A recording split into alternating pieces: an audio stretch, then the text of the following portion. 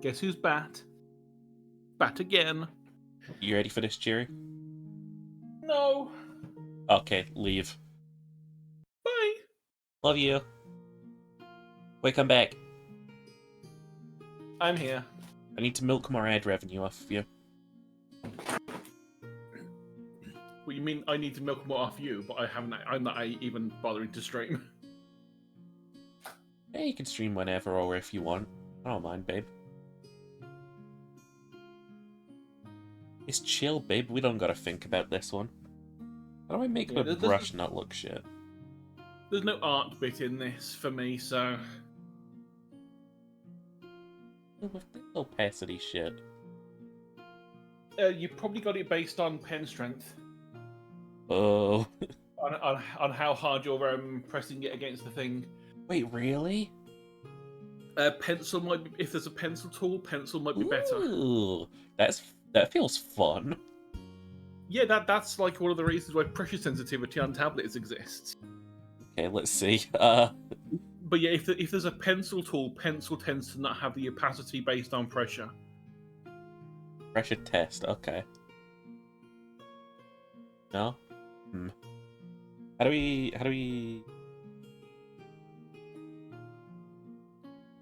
Alright, let's try that. That felt better. Not quite there yet, but let's try it again. We're getting there. No, you know what would be useful if I just chose a fine liner instead? That's what I was saying. If you choose like a pencil tool or something like that, then they tend to not have the opacity on them. Praise of embers. Elephants. What is the panning button set to? T. You know, I'll just use my mouse for this. What do I look like, lazy? Alright, what did we have here? We have so much shit to go through. We have a lot of shit. We have, starting off, one of the best things about this world. Survival.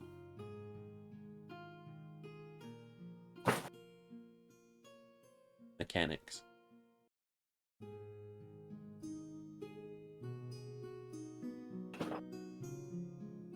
Okay. That's the big thing. We got food meters to worry about. You got your senses to keep up. Your body you gotta survive with. You got fucking sanity meters. Yeah, none of this generic, you have rations, that's good enough. You got diets you gotta maintain. I'm not about to sit here and watch an elf live off a carnivore diet, you know? Shit don't check to me. We had a map Endwald. RIP. We still have the base idea of the map, we just don't have all the extra layers that you had on it. Because we've still got it in the map channel. It's not a high resolution one, but you have at least got a copy of what the world shape was. Yeah. We've got magic. 3 kinds of magic. You've got magic that you get from the big G's. You've got the magic that you just get from your body. You know, like, what do we call that? Innate power. We called it power. Yeah. And you got worldly. It's basically what comes from within, what comes from the world, what comes from the gods. Yeah. And this also attributes the 3 stats that we have. You got mind here to study what goes on in the world. You've got body here as the basis of what goes on with your power. And you've got senses here.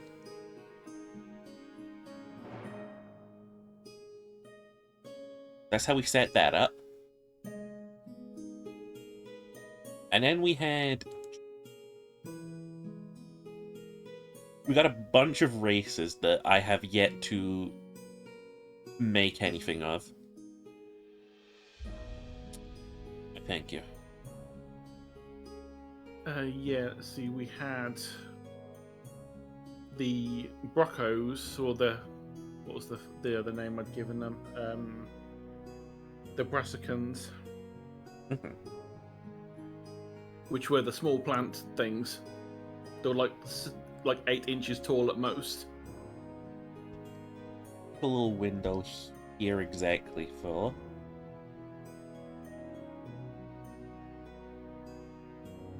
It's far too zoomed in.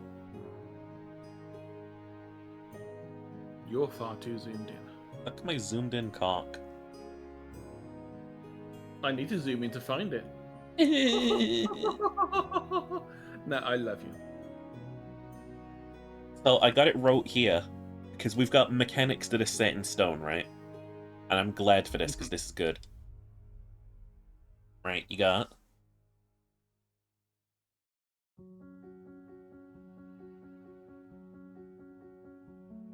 There's physical. There's mental.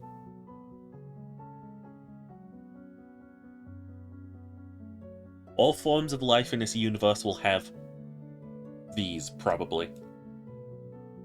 Sucks if not. Physical dictates your HP. Mental represents your psi. And sensory represents your senses. No better word for it that we never found. No, it's the one that makes the most sense. And we'll leave those on... I think we said they were always going to be 100. Yeah, I think that was that going to be the maximum of each of them? So like 300. Yeah, if you get defense, you can block attacks, but you can never block... Oh, shit, that's the door. I've got a BRB. Jerry, take over for me.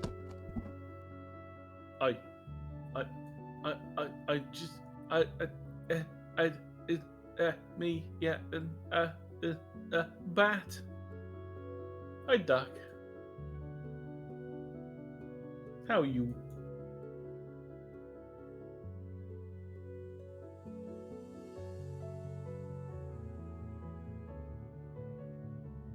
I saw the weirdest thing the other day about how technically the word when we say the chat, or how are you doing chat, it's possibly the first instance of a fourth person pronoun, and it's the only one that exists because we've got first person, second person, and third person. But the fourth person one is we're talking to the fourth wall, which is the chat. It's also it's a not specific person, and it's a really weird concept of having a fourth person pronoun. It's like, hi chat, how you doing? Because someone had mentioned in a video how some of the people they knew had started using the word "what are we up to, chat" in real life as they were doing stuff. And it's just really weird to think about. Welcome to Nerds on Stream, talking about random shit. And also Sheepa, who's, I'm assuming, getting a parcel. The last parcels from Amazon before Christmas.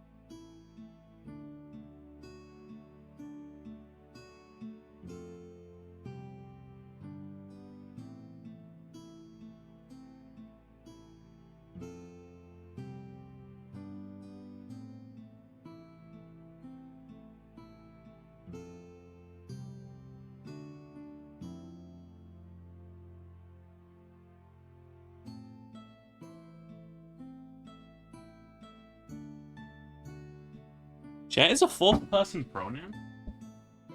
I can't remember what I have to see if I can find it, but it's like someone put forth the case of it being the first ever fourth-person pronoun. Yeah. And they made a relatively good case. I'm like, as someone that's not like really good at language, that makes sense.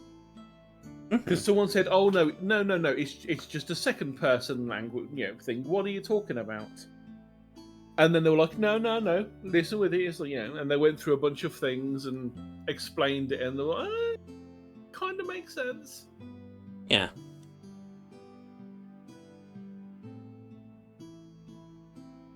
So HP, of all stats, always maxes at 100.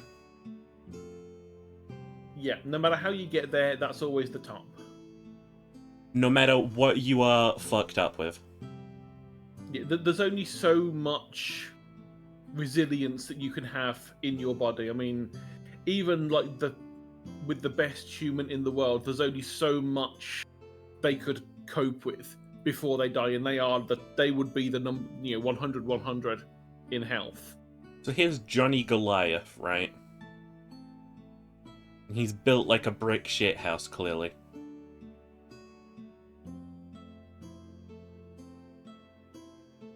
Johnny Goliath has 100 HP. Right? Yeah. If we shoot Johnny Goliath with a slung rock out of a slingshot and it smacks him in the arm, whack. He's gonna take damage, no matter what. Johnny Goliath is really tanky. Right? He's wearing scales of alligator. That's tough as shit. So when he gets hit in the arm by a rock, he shrugs it off. His armor takes it. Say the rock is like 10 damage, right? Mm-hmm. He has 12 armor. He takes 1 damage. Because you can't take less than 0 damage. Yeah, we always want to make sure that there is at least 1 damage from any attack. No matter who's doing it, there always needs to be 1 damage, because, chip damage is a thing. Death by 1,000 cuts and all that stuff. You will be able to kill every enemy in 100 attacks if you're clever enough and if they don't have a healing power. Yeah. And if you can survive. If you can survive. Because don't forget, they're not just good. Unless they're like, they really don't think you're that good. And they're like, you're just an ant to me. I'm just going to sit here and laugh whilst you're... Oh, hang on, wait, you're actually doing well. You actually got you actually done some damage to me. I'd probably best actually do something now.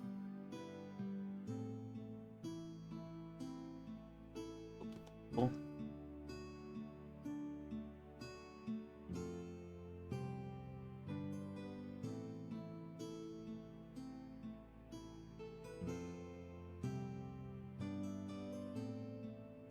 And also hide duck. Status ailments can only temporarily decrease it. Say you've got the common cold, your immune system's a bit weak, your body is now capped at 80. Yeah. And there could also be stasis bonuses that might temporarily increase it for some, Yeah. If you've got an alchemist. It's like false life in D&D. Yeah. I mean, I don't know whether or not like some of them that are like really tanky might just have like, rather than it being like a HP bonus, like some like the D&D type things would have, like certain things have like a D12 instead of a D8 or whatever as their base hit dice. I'd imagine that, say, things like if we have that one stone race we were thinking about, they would have a natural armor, which would, be a certain amount. And then, so, naturally they might have 5 armor all the time, no matter what.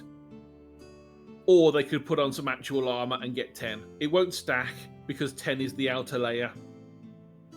10 is the armor they have.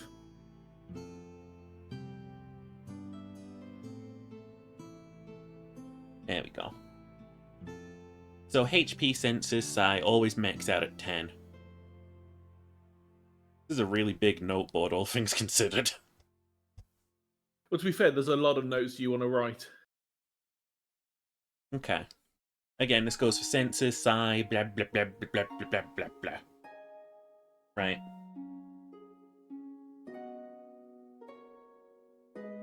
You will always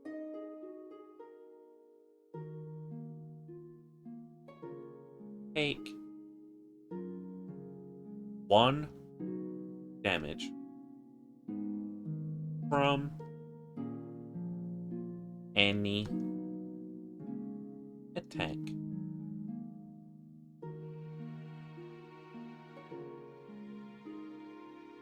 Armor and weaken damage.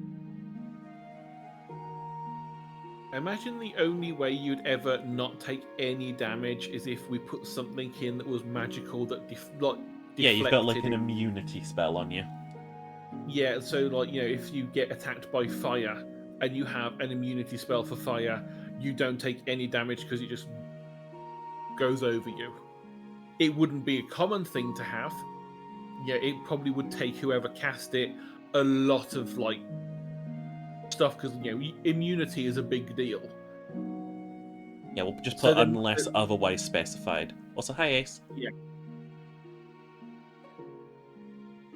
Ace, we can't take any damage from what you're going to pants grab. I don't know, the sex brick does work in our bedroom. Oh, the sex brick. Oh, okay. I didn't realise you were into that.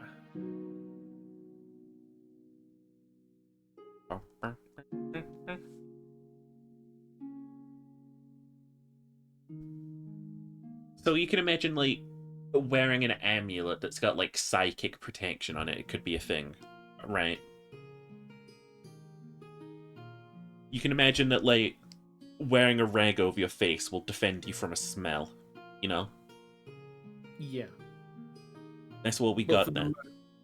And each of them, basically, each of them is a different form of armor, quote unquote, that will lower it down to, at minimum, 1 damage, unless otherwise specified by some magical means. That's how HP works. Gotcha. So back to base stats. Talked about these. Base attributes. Oh, we actually did just settle on 6 of them. 9, I mean. Actually, no, I think we were going to go deeper than 9, but we didn't really get to it. Yeah, I think that like the base idea was having 9 and then maybe having like combinations of 2 of them. So, because that's how we got the 9, wasn't it? We had like physical and physical, physical mental, physical senses, and so on. Mm-hmm. But it's technically, I think it like depends on how they're combined. Yeah.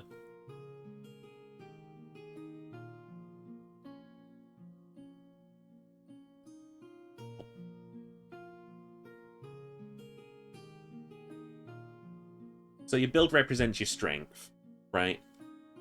It represents your muscles' power. Your endurance represents how much those muscles can handle. Making a game? Yeah, we are, Tushi. We put it to rest for a little while, but now we're back in it again. We started back in, I think, June. Off to work you go, have fun, nerds. Okie dokie. Merry, happy Eve Christmas, bitch. I hope that you get hit on by the emus, Ace. I hope they try and give you the riz.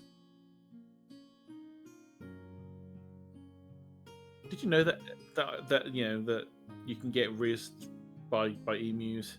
That they try and riz you if you look. I did now. I've seen a video of an emu trying to riz up a girl, and it's like, that is really adorable, but I don't think she wants you. Yeah. Yeah, Tushi's already on the other side of the world. Merry Quimbo Tuhi. Merry Quimbo, you Bitch. Octo nerd. You Octo nerd. The sexy speedo Octo nerd. And that just confuses me, because it's the middle of summer for Tushi.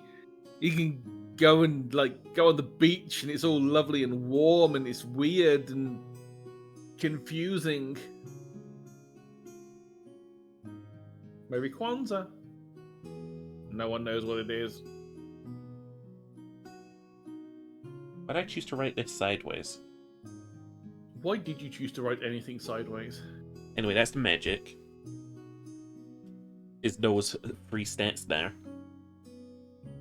Representing a person's innate power, their innate mind, and their Might fate. want to shift it a little bit on screen because I think that's written behind your face.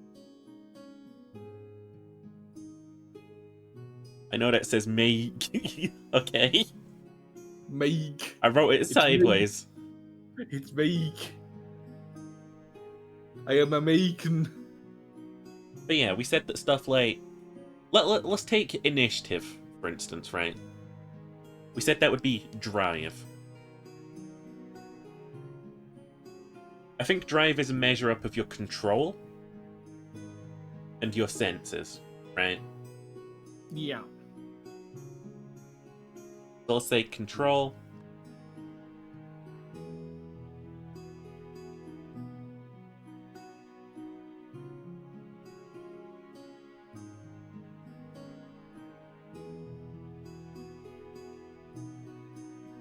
Control plus senses equals initiative. That's how like the stat combinations here work. You've got the big ones, and you combine them and you get small ones like initiative. And initiative obviously does a lot. Yum, yum, yum. Also build here, psi here, and senses here being the HP gauges. Has shopping arrived? It has. I got it, don't worry. All the Frozen's put away. Yep, he left me on my own to deal with chat whilst he ran off and talked to the Tesco driver. It was Iceland. Oh, Iceland. Yeah. The entire country of Iceland came and delivered some shopping. Okay. Let's talk about how resting works for HP. Right? This was a really important one for us to... Yeah, because this kind of goes into the survival stats stuff, didn't it? So resting will work for your HP. But it'll work really shit. Depending on which one you choose. Right? We said that if you take, like, a short break, right? Which is, like, maybe just sitting down for a couple of minutes. You could have, like, a 1d4, you know? Yeah. You could have a 1d4 that heals all. Resting...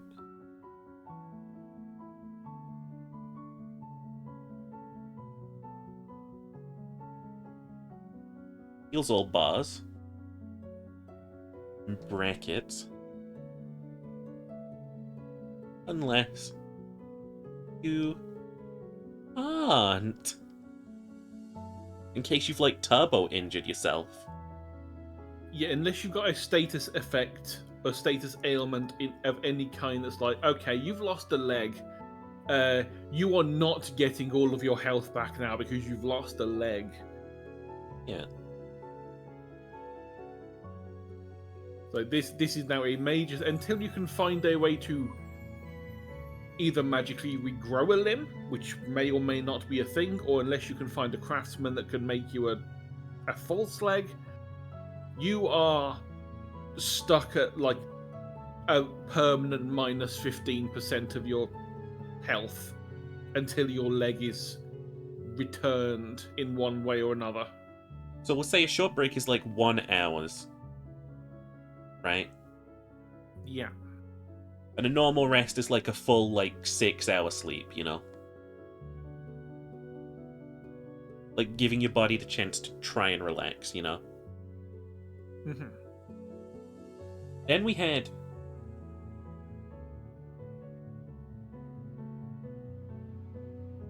1d8 for a... peaceful.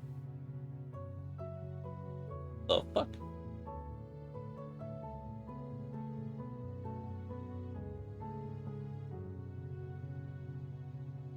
a peaceful rest, which is the same as above, but in safety, Yeah, it's- in comfort. Yeah, it's still 6 hours. You just know full well you are not going to be attacked. You don't have to be on the alert. You can actually just completely zonk out and sleep. Yeah.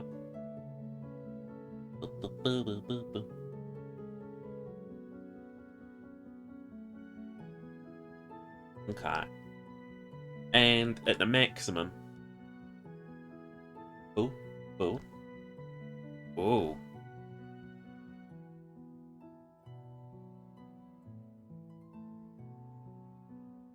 This is like taking a week off, basically.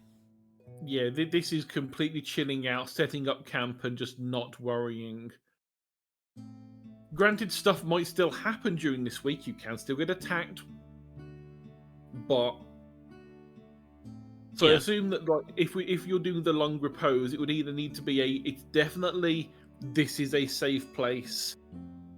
We're not going to be attacked, or there needs to be an extra roll done of the okay, you're taking a long repose. Let's just see whether or not that works.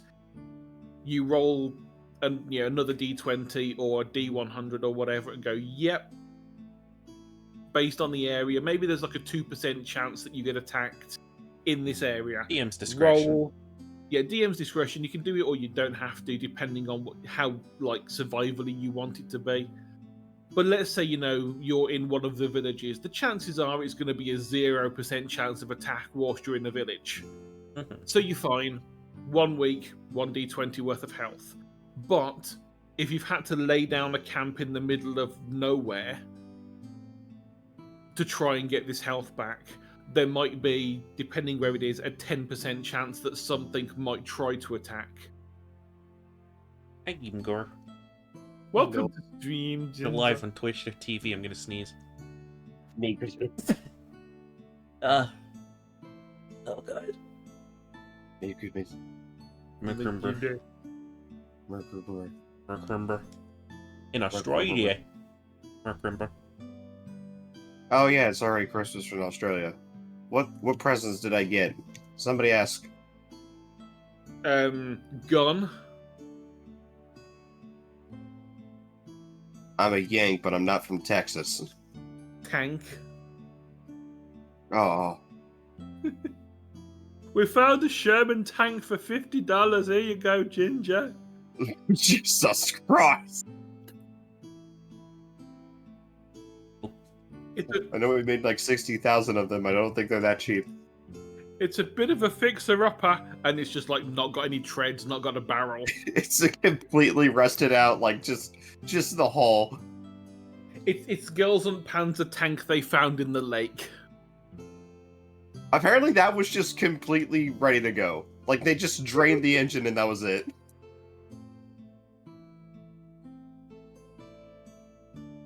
There we go. Every time you lose 20 William can points to these attest. gauges, you gain a wound, a trauma, or an affliction based on what you've lost. Plus my Grosun Panzer model. And then we've got the dying states. And I like what we did with dying in this. Once your body reaches 0, you become fading away. You gain a 3 times disadvantage on all your rolls related to mind and senses. You can't move or react to any physical attacks against you. Not aware of any communications aside from direct mental. Death time has begun. You will die if it runs out, or if you're unattended by party members who can help you out medically. In this state, you can roll a d100 4 times in a row, and if you roll over your previous dice roll 3 times, you'll come back to life with 5 HP.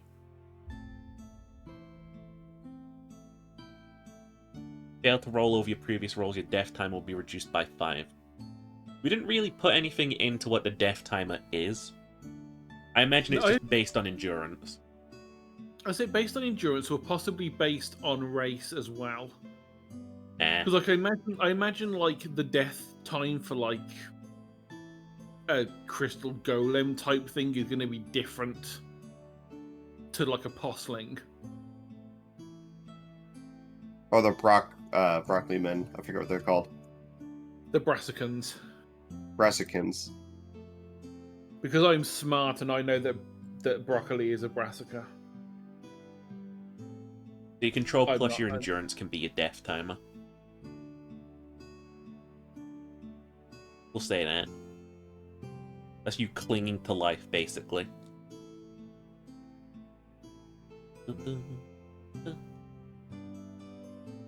Okay, once your psi reaches 0, you go nuts. You've lost your mind, this is temporary, but you may cause a threat to others during insanity checks.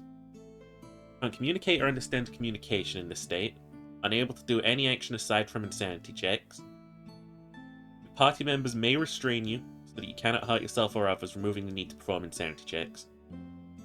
See, we've added things in here, like if you're in a party, you can still be saved. Yeah. Yeah. Because the whole point is, we want this to be a survival thing. You Apes aren't gonna together survive on your strong. own. Yeah, you are not going to survive on your own. You can try, but it's going to be very, very difficult. Okay. Yeah. After that point, it'll take an hour to come back to your senses once you're restrained. When insane, every turn or minute, you must perform an insanity check, which is a D10 effect, and then we wrote a list. You could be rabid, And then we wrote you a could list. start wounding yourself, you could go into a fit of screaming. I don't remember us writing this list. It's in mechanics. There are 2 spots for being safe and 1 spot for recovering. So you only have a 70% chance of bad things happening to you. Yay! And a 10% chance that you recover.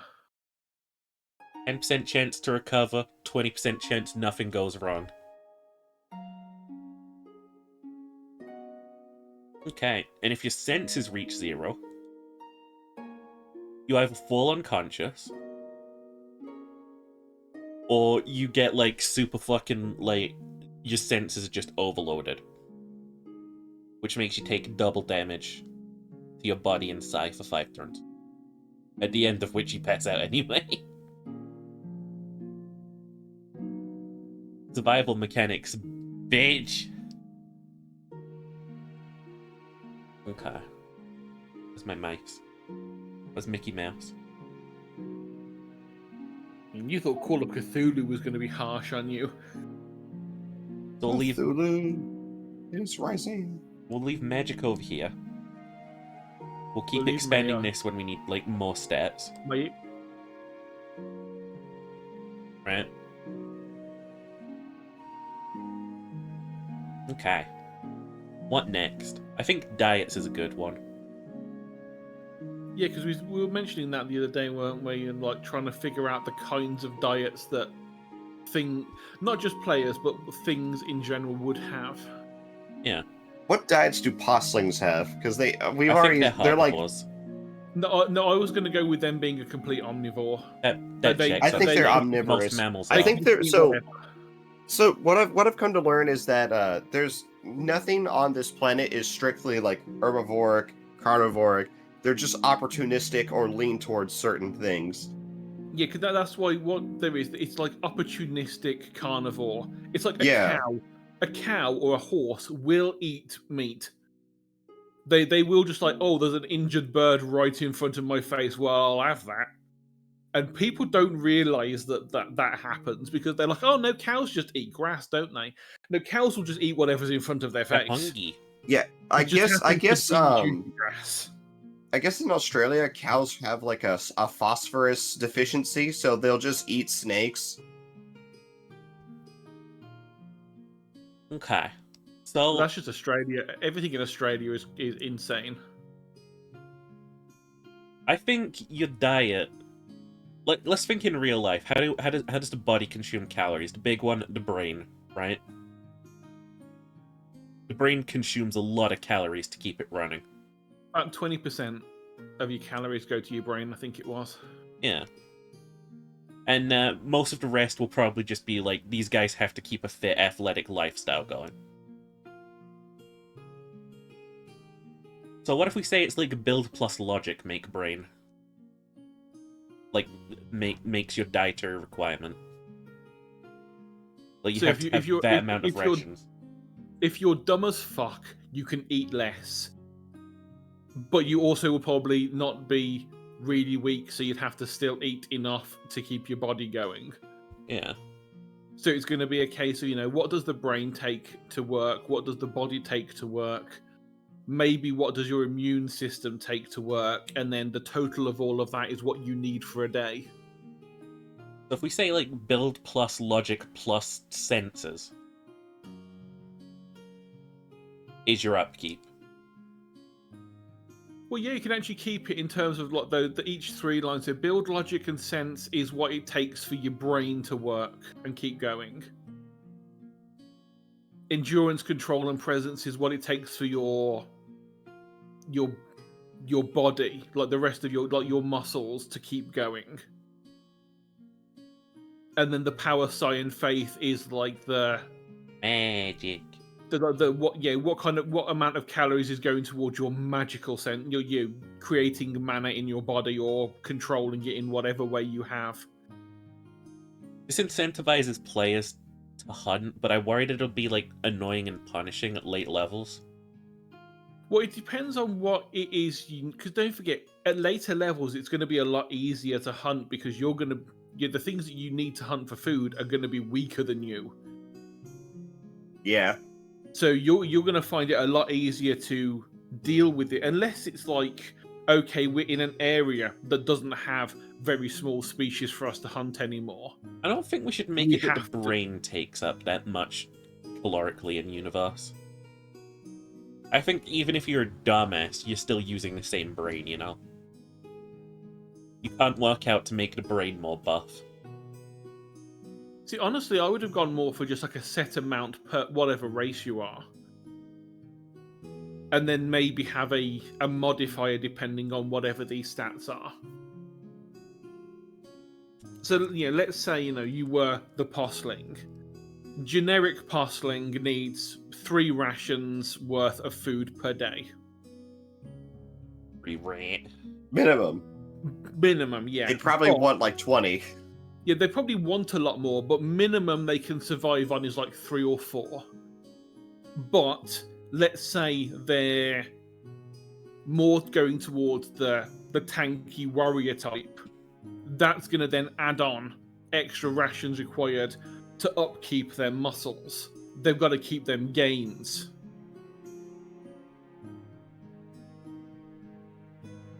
They have one of them Dwayne The Rock Johnson diets where he eats like 13 meals a day. Yeah, and then you've got the magic user eventually might need to eat more than the muscle-bound one if they're using so much magic. They're just using up more. So I don't know. So we'll say that he needs like 3 per day. But every 10 points in body this jackass has built.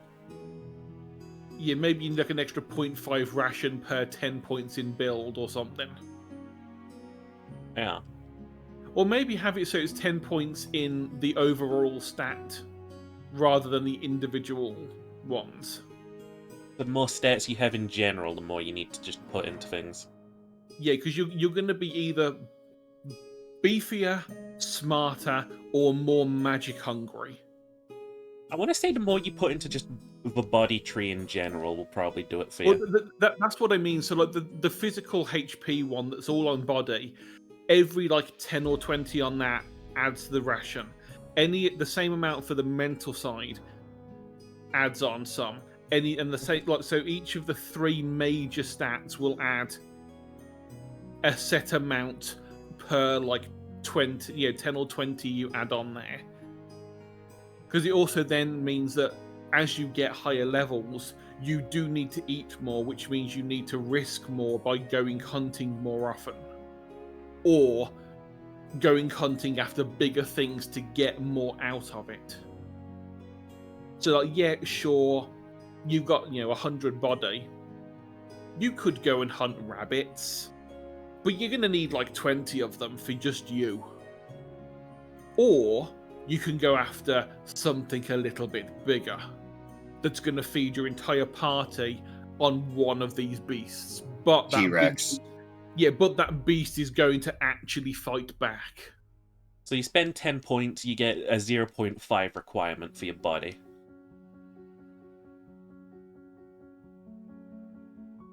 Right? I would say just all stats in general. So, like, But that doesn't really work, though, does it?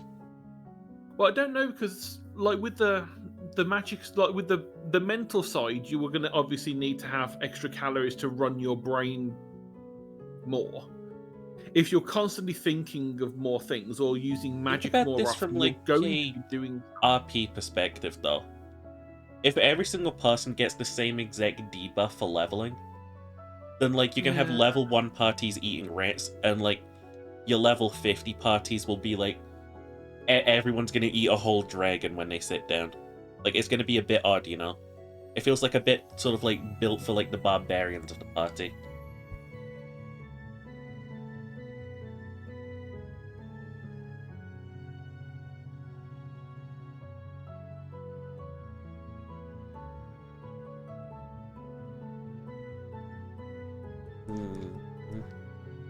I could eat a dragon. Alright, we'll get back to this. Secondarily, write them down.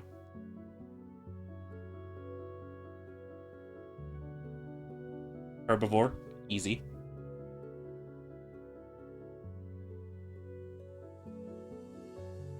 Also easy. Triple easy, right? That's the basic three ones. basic ones. Now let's say you're a plant person. You eat the sunlight. Sweet photosynthesis. What does that make you, a Luxivore? I mean, it's a fancy name for it, yeah. I mean, all of biology is just adding fancy names to shit. Oh yeah. We're copying the Greeks.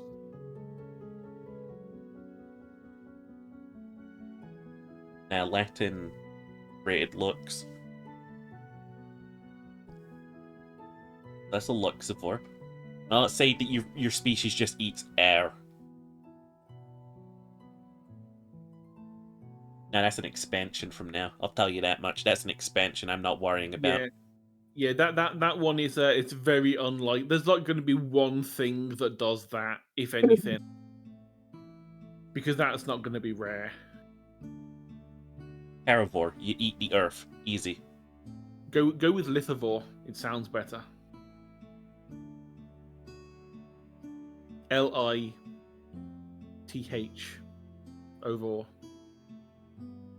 Ovor. Lithivore. Lith is just a fun word. Uh-huh. A Luxivore, a Lithivore. I want a Toxivore. I want something that can only exist by eating poisons. Like, to them it's normal, but every other race, it just fucking poisons them. Rogue.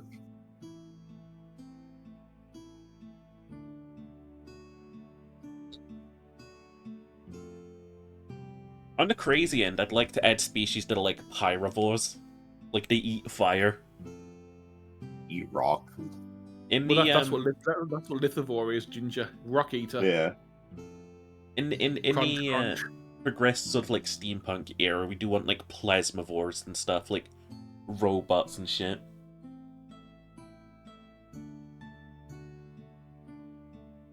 With Manavore for just surviving off consuming mana.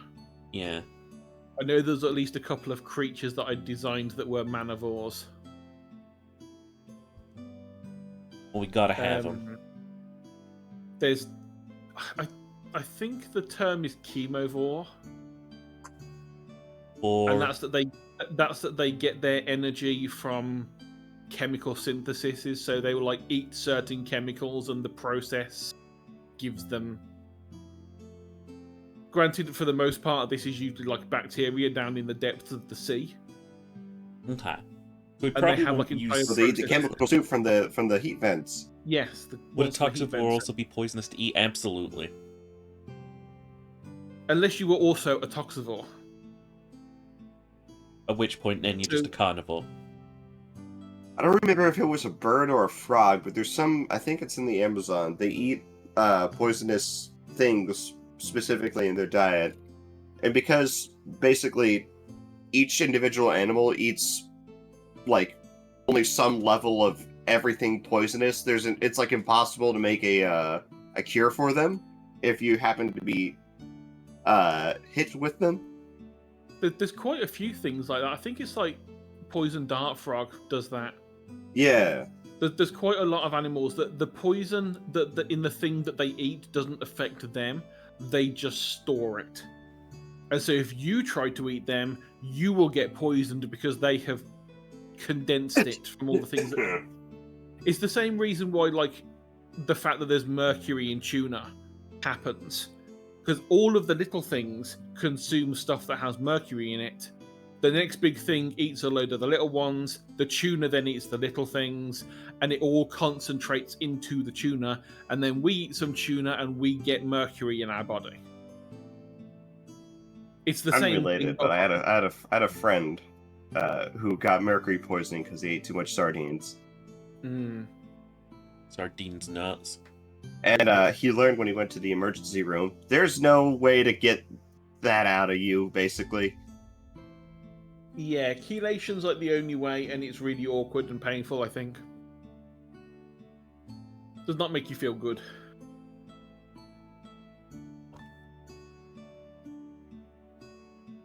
Any kind of heavy metal poisoning is never a good thing. But tuna is just too damn delicious. And I eat way too much of it.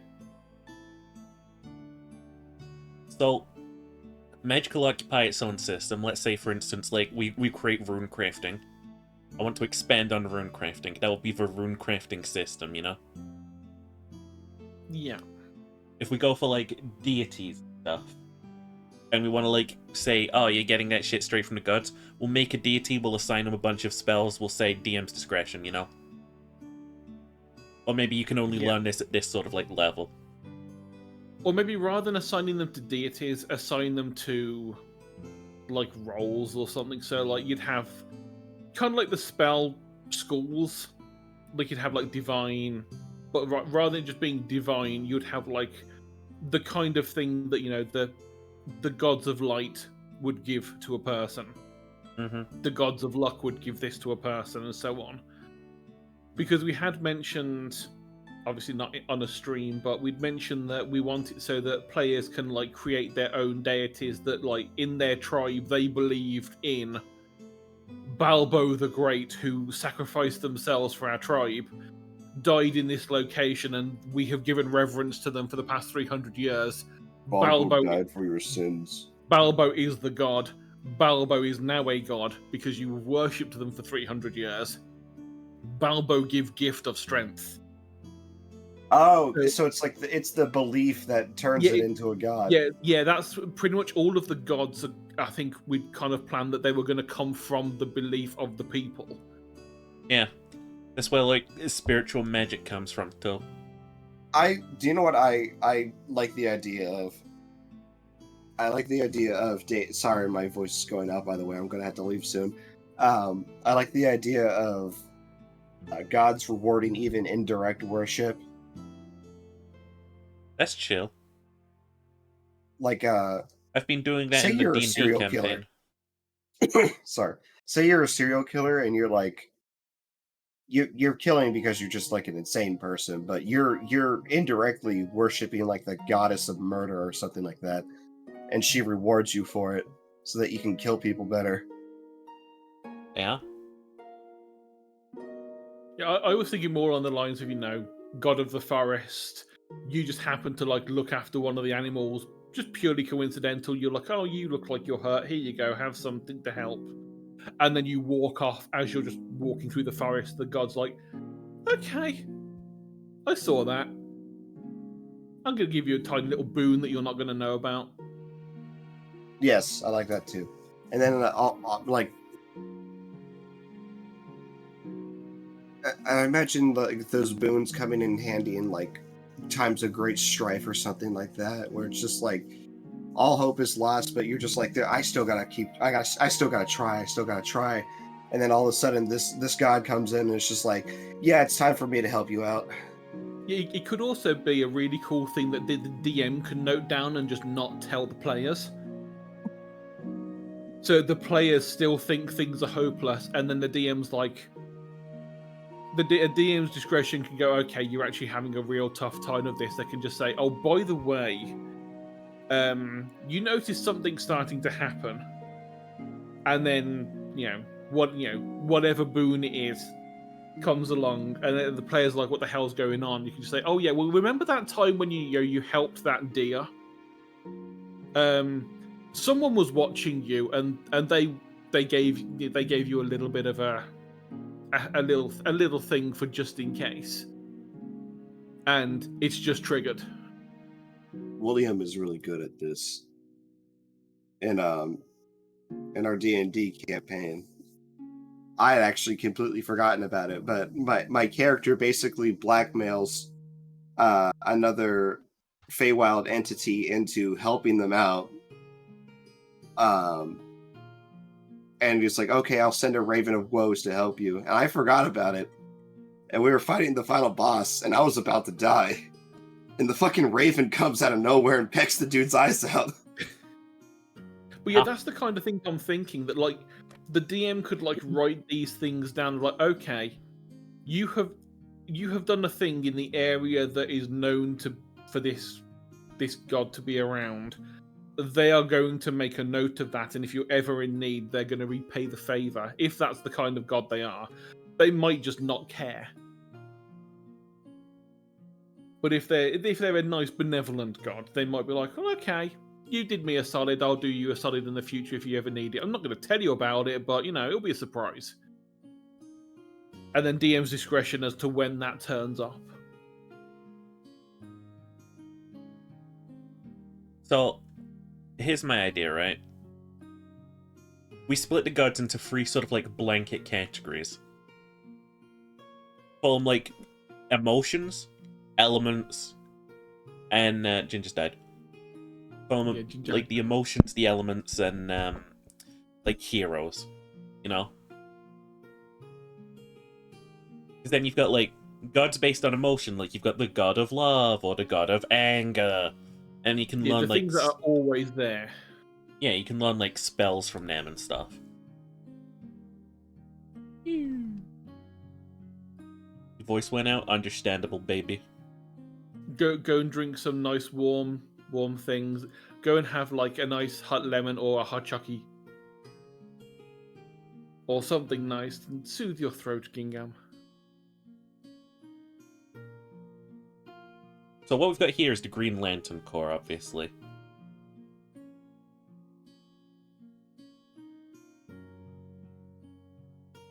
We'll include a bunch of other shit for elements too. Like we'll say light's an element, we'll say dark's an element because we're pretentious.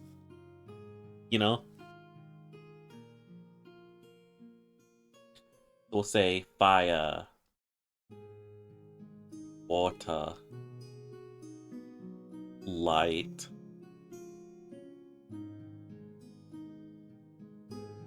etc. Maybe the sneeze. Basically, it's the usual ones. Yeah. Now, heroic are where we get legends, right? And the legends turn into myths, and the myths turn into gods, right? Yeah, these are like the local gods. So you say of the area. Blank the Brave. You get me? So we've got the brave archetype, the cunning archetype, the smooth-talking archetype, the survivor archetype. And then people can insert whatever entities they want onto that and say, that's the god of my peoples. Yeah. So it gives a little bit of extra leeway for the RP factor of rather than saying, no, here's your list of gods. It doesn't make sense that you could have the same god as someone the other side of the world as you, and you happen to have the same name as it and all that. It's like you might both have a brave god, but the name is based on whoever you are.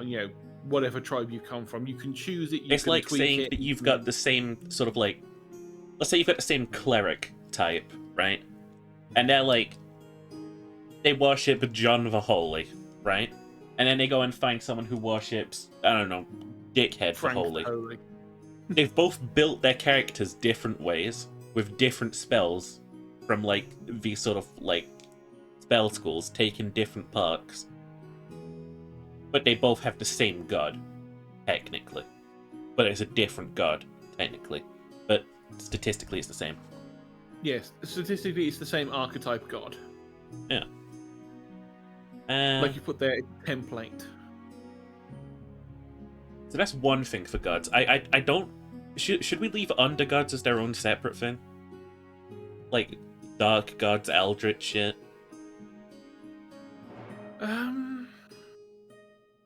Or should we just leave that for an expansion, maybe? I said leave that one for an expansion, because for the most part, those kind of gods probably would not be worshipped by most of the races. We don't have to add everything in just yet. But it might be that, like, in later additions to it, we've got, okay, some of the races from other planets have turned up, and they have these ones, and they have actually had more dealings with the Eldritch forces. We'll say gods is a type of magic. Easy. And then we'll say, like, spirit is probably too. A type of faith magic. Sign power, etc., etc. Okay. How did we decide on classes in the end? I don't know. That's kind of like where we fell off and where it got a bit too much for us, because we had the huge table for classes, and we were trying to go through. Yeah, we were trying to go through it all, trying to work out what stats that each of them would rely on, and then we got burnt out because there was quite a lot of combination. Because we did the combination thing, didn't we? Yeah. Rather than sort of like you just have this class and you just add the things together. Oh, I remember how we did. I think we settled on the end because we were talking about this during our burnout. We settled on having it so you have like class, which is really like more so like a profession. Like say you're the village like tailor, etc. You know. Yeah. Or like maybe none of those things. We can add like a lot of no, I'm not part of this type of setup. And then we had like adventurer class. When you stop just being a villager and you want to get out there. Like it's like you can either start the game as like your level 0 character with this class profession, or you can start as your level like what did we say it would be like 30? I can't remember now. I think so. It was something more than... It was basically, you are someone that has done this before. You are not going to be level 0, because if you were level 0 trying this, you would have just died. Yeah, because like in the medieval era, right? Say I'm a boy from old Yorktown, right? And I'm like, okay, time to go merry way down to old Londinium. I'm gonna get mauled to death by wolves. Yeah, it's very much you will go in a party of like 40 people on a trading. You wouldn't go on your own. No, if you were like this guy, you'd go with like 40 other people. But if you're this guy, you could probably afford a small party, you know? Yeah. Or you would be one of the ones going in the thing with the class profession one, looking after them, making sure they didn't die. Yeah. So you'd be like the caravan guard.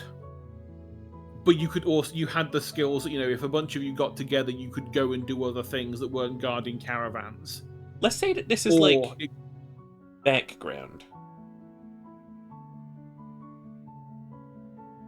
Yes, it could just be that, that rather than anything, it could just be that, this is just what you learnt when you were going through. It may be that, that thing... Things you're still learning. Yeah, maybe it's something that just happens to be good for adventuring, or maybe it's something that has fuck all to do with it. Let's say, for instance, maybe you were a tailor. You could either be a tailor in town, you're like living it up, part of the community, or you could be like fucking everyone's dead. Let's just say everyone's dead. I'm sure there's a better word for that, but like survivor, Let's say last survivor archetype.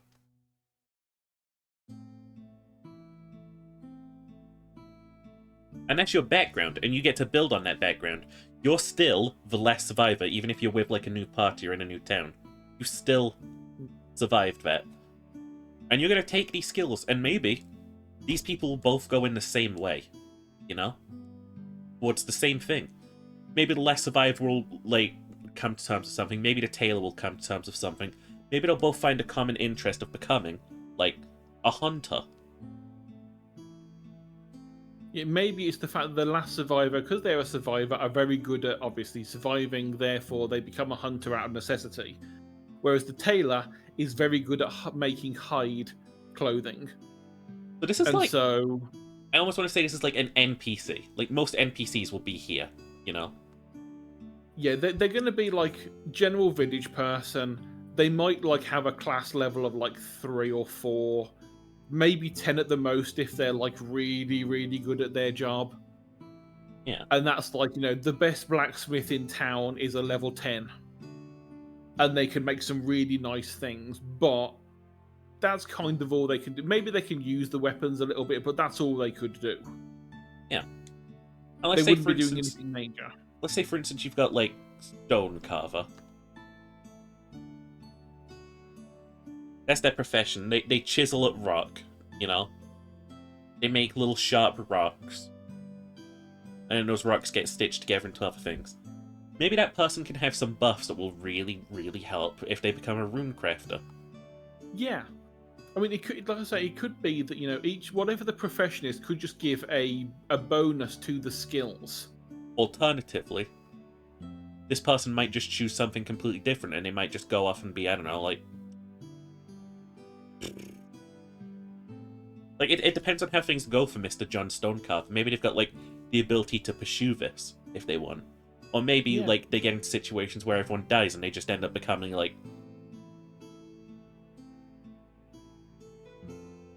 It's completely story-based in that sense. Yeah, and it also gives that thing of, like, the RP part of it, which was the thing, we want a lot of, like, leeway for people to do what they want. Because no one ever starts out life as an adventurer. Yeah. I mean, granted, there are going to be people that will min-max it and go, well, okay, I want to be a rune crafter as an adventurer, so I'm going to choose the stone carver. I don't mind people having a set path ahead of them, obviously. Yeah. Because it could have been they became a stone carver because they wanted to be a rune crafter, and they were like, well, I'm going to need to know how to carve my runes. I was taught to carve rocks by my father. Yeah, I was taught... Yeah, and his father before him, and his father before him. And it just happens to be that after like generations of learning how to carve really well, this one makes a carving that's like, oh, you've got some hints of rune crafting in you. And they can then choose to be that, or they can go, no, I don't want to be a rune crafter. So we'll say it like this, right?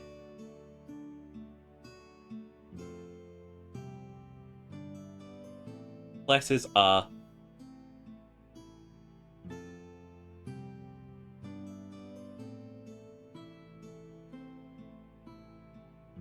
who you are, right? Like villager tier. Maybe it could be something like it gives you like what your starting skills are going to be. Obviously, you can learn more as you go along. But let's say, if you were a rune crafter and you're a stone carver, you will start with with some skills in whatever the thing for stone carving would be. You can learn that later on, but if you've chosen the stone carver background, you already have them. Mm-hmm. But you might not necessarily have butchering, because you never needed to do that before. Again, you can still learn that, but the butcher background starts with it, but they don't have rune carving, or that they don't have the stone carving. So it could be like, how do you want to start the character? This is the life you used to lead, even. Yeah. Gives you like a set, like everyone gets like a set of generic starting skills. And then there's a few like bonus, like learnt ones that you get based on the background. You could even go so far as to just learn shit from the world if you wanted to. We're not going to Well, yeah, gatekeep. that's what I mean. Yeah, this is just what you start with. Yeah. It's like if you chose the background of Stonecarver, you would obviously have, some tool maintenance skills, which would, you just have a tool maintenance skill. You'd have a carving skill, and I don't know, maybe some other generic one. I don't know, but there's nothing stopping you from, if you find someone or if you just do it enough, learning how to butcher. If you end up as the lone survivor and you're in the middle of nowhere, you've got enough skill with tools, you can probably figure things out if you work at it. Eventually, you're going to end up getting the butchering skill and then be able to level it up. I'd like to say as well, you could probably, just easily sort of, get multiple of the same classes, you could be a Stonecarver and the Less Survivor archetype if you wanted, Oh, yeah. I want to say there's only some you could get by, an event has to happen to you. Learn how to kill people pretty quickly as a butcher? True. You also do that as a doctor. Yeah. Let's say, for instance, you're the, Stonecarver again.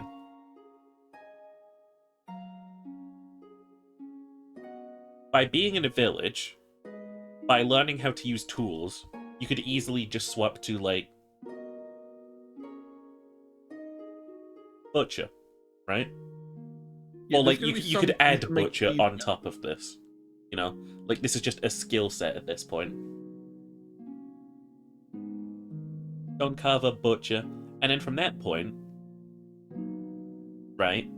Let's say you're in RP and your entire tribe gets wiped out. That is grounds to become the last survivor.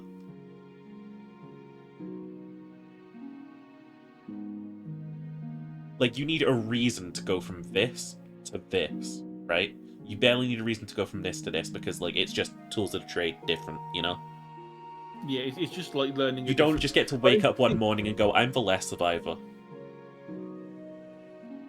Unless you went and killed everyone. Yeah. It's like how And then you're some done. traits in D&D have requirements to them.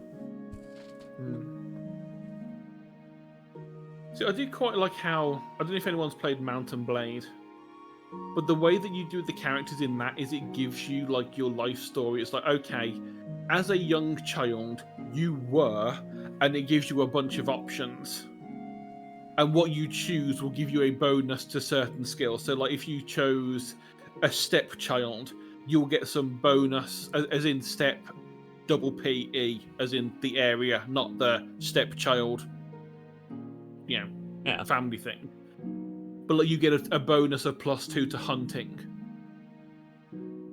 Because, you were a child of the steppes, you know what it's like to be on there. Oh, cheery, I just realized something incredible. Let's take it back to this side of the thing. Background / who are you, right? Let's say that you're the storyteller.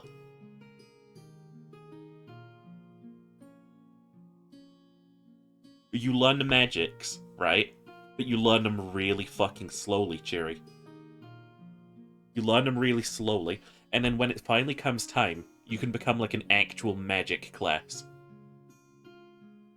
Imagine the sense of progression out field, going from nothing to actually being able to wield magic. Well, that's what I'm thinking about just in general with you can learn the skills if you do things that relate to them. You might not actually have the skill. Yeah. You might not say if there's a butchering skill, you might not be able to have the butchering skill, but you can still butcher. But the more you do it, eventually the DM will say, okay, I think you've done it enough. Add butcher to your skill list. You can start leveling up and actually getting better now. You've dabbled in it enough. Yeah. But no, I dig this. It's classes are really loose, but they still have a no, you're not that sort of hinge to them. Yeah, like I say, that's what I like, the idea of the classes being, the background being, this is what you start with, but you can progress. If you, halfway through the game, you're I really don't my character doesn't like how they are. They want to be more like so-and-so the brave. they can start learning better fighting techniques and start learning that sort of stuff. Storyteller, keeping the rituals, not being wed, or actually dabbling in archaic practice for spell until they actually successfully cast it after like 40 years. I mean, that could be it though. Like, your story could literally be your storyteller. You don't know that what you're doing is actually magic, and then one day you actually cast a spell, you're a sage. Well, imagine, like, I mean, most people at this point know what the tulpa is, the thought form of, like, a bunch of people thinking of the same thing. What if it was the same person thinking the same thing for 40 years? You spent 40 years telling about this one creature, and you end up summoning it by accident one day. What if we have a tulpa race? Hear me out, right? In the medieval era of our world, there were so many fucking humans alive thinking about hell as this enemy that just lurked below, lurked everywhere, lurked in temptation. If that exists in this world, those spirits would actually start to exist. Well, that's what I mean, because don't forget, that's what the gods are thought forms in this. The gods are tulpas.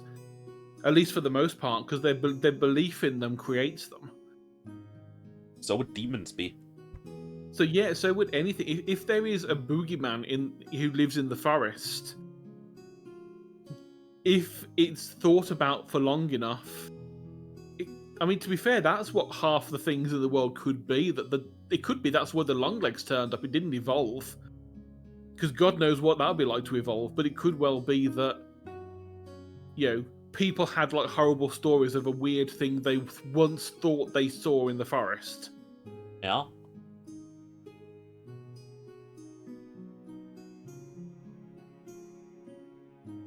Don't mind me. Don't mind me. No, I'm minding you. I'm minding you. Can't draw a circle right now. Oh yeah, I like that better than what we had before. Because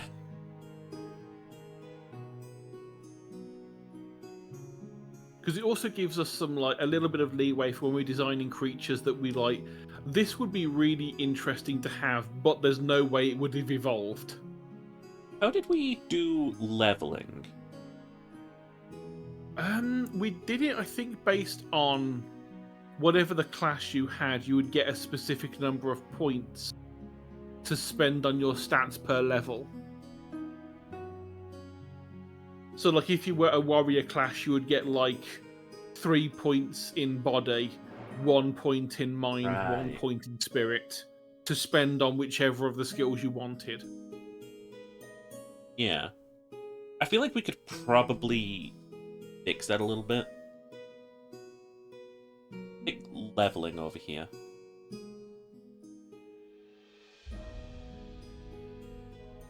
Alright. So, here's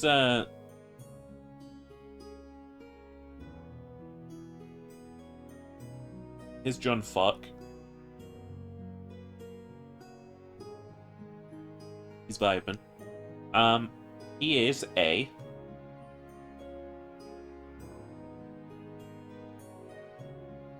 He's a Balbo. He's a barbarian. Let's say he's level 40.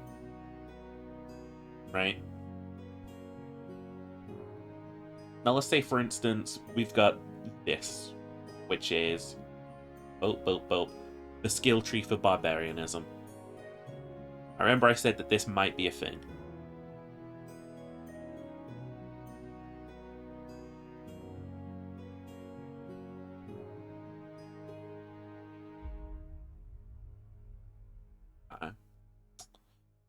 Thinking about it.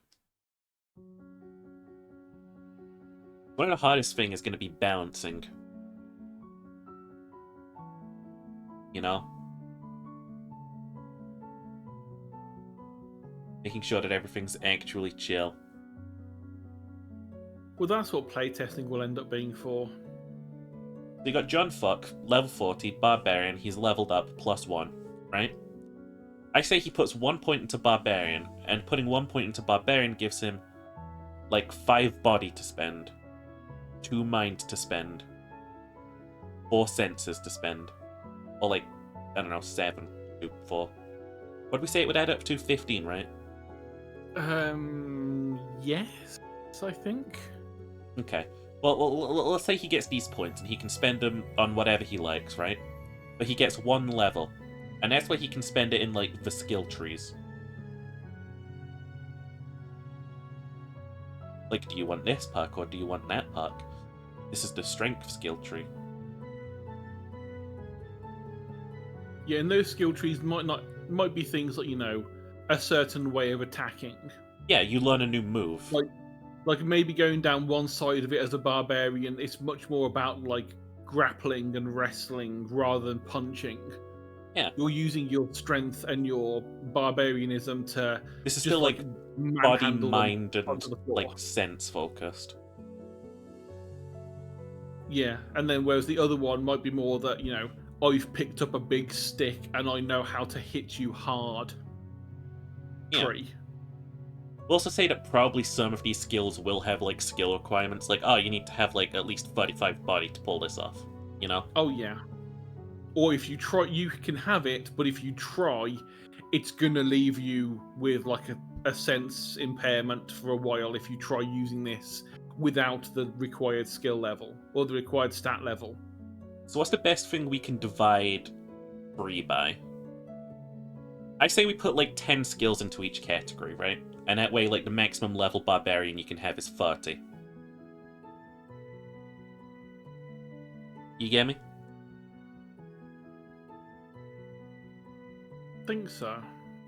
It's like, you get 10 skills over here in the body tree, 10 skills over here in the side tree, 10 skills over here in the sense tree. And it's like, boop, boop, boop, boop, boop, tick, tick, tick, tick, tick, tick, tick, tick, tick, tick, tick. You have now maxed out barbarian, you know?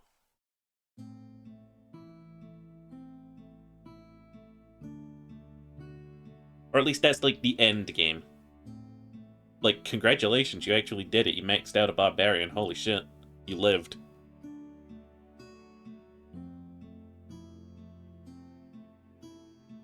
You not thinking it? No, I'm just trying to like piece it together in my head of how it might work.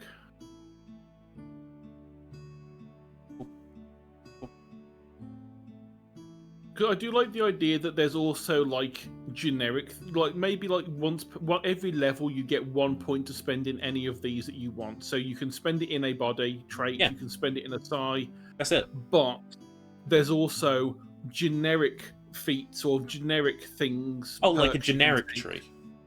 Yeah, like not even this is not even a tree, just a thing that as long as you hit the requirement, you can take this. So it might be nothing to do with you being a barbarian. It might be a craft relating thing or something. Yeah, fighting / crafting tree. But it's more that like anyone can, as long as you like say have 30 body and 30 senses, you can take this perk that does a thing. Does it still need to be a tree? No, it doesn't need. That's what I'm saying. It doesn't need to be a tree at all. It's Yeah, you just can a just take list of perk. things.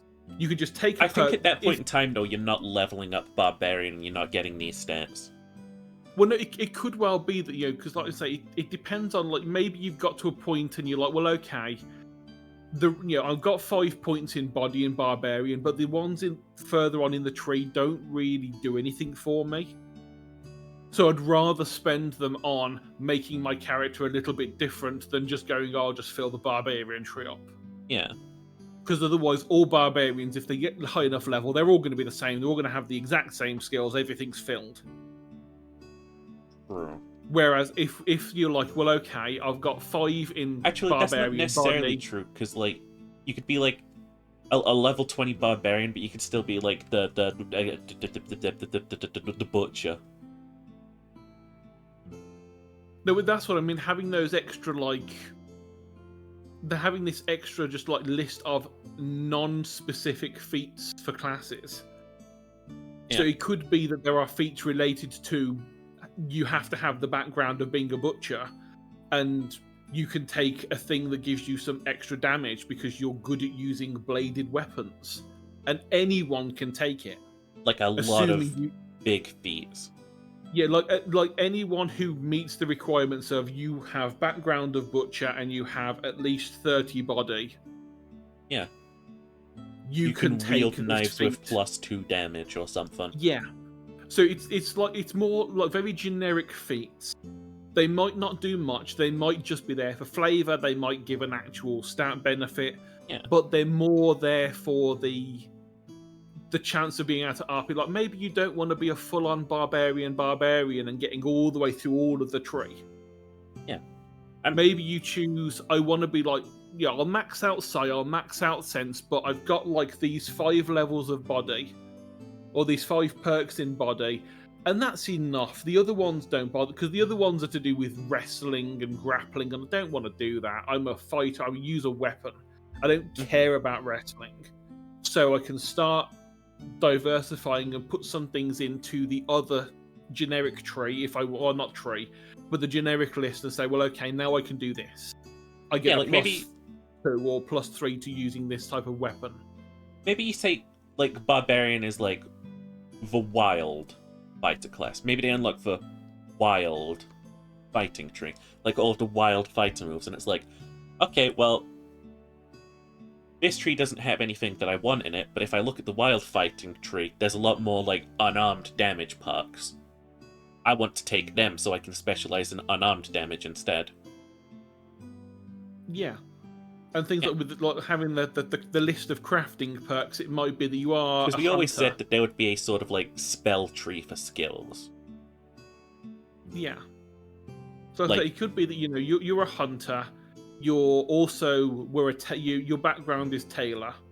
Maybe in the crafting tree, there's stuff that means that anything you make from hide gives +1 to whatever the bonus of the like. Say if it was a piece of hide armor you're making, because of your skill as a hunter, you manage to like butcher this thing really well. You can make better hides. Therefore, all of the armor you make is a +1 armor.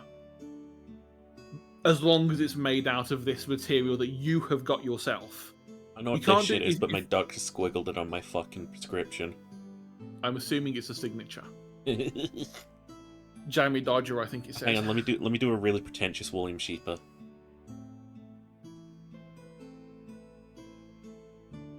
Wahid. What he do? That's it. That's a really pretentious William Sheeper. Can't you tell? No. No one can. Stop signing shit like that. But yeah, so like things like that's what I'm thinking. Like with the generic trees of like, not even having like a wild fight tree, just having a fighting related tree, a magic related tree, a crafting related tree, and it sort of helps us because like it sort of helps us specifically because like if we don't build things properly and the classes don't feel right, people can just like cherry pick some like extra skills. Yeah, or we can like swap things in. Like maybe one of the things we put in the barbarian skill tree would do better as a generic tree.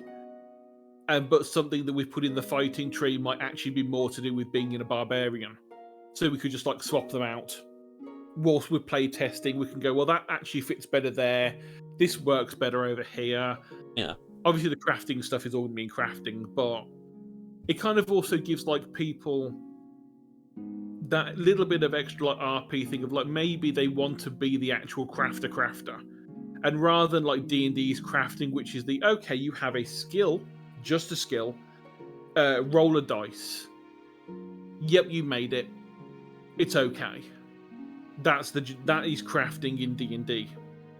It's boring, it's pointless. But in this, it could be that you've created your character to be very good at making hide armor. Like Merry you've Christmas, specialized. Merry Kimber.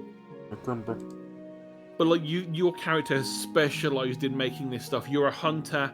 You get a bonus because you're using your own stuff that you have gone and hunted and prepared. Your skills are high.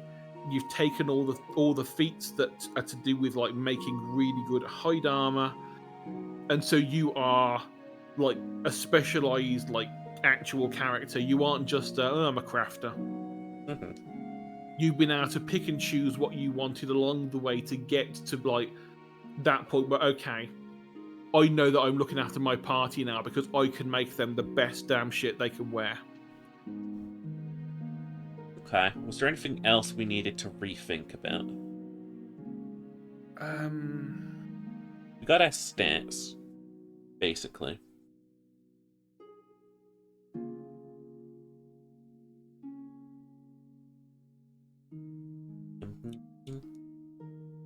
Yeah, at some point we're probably going to have to work out how magic actually works, but for now, just having the styles I think it depends on the system. Oh yeah, we got to talk about crafting. Well, crafting, we'd gone with the idea that we were going to have like tiers of material that could be mixed and matched, didn't we? Yeah, so and like this works for like there'd be rune crafting too. Yeah, it We'll works say, for instance, pretty much like all crafting. material type.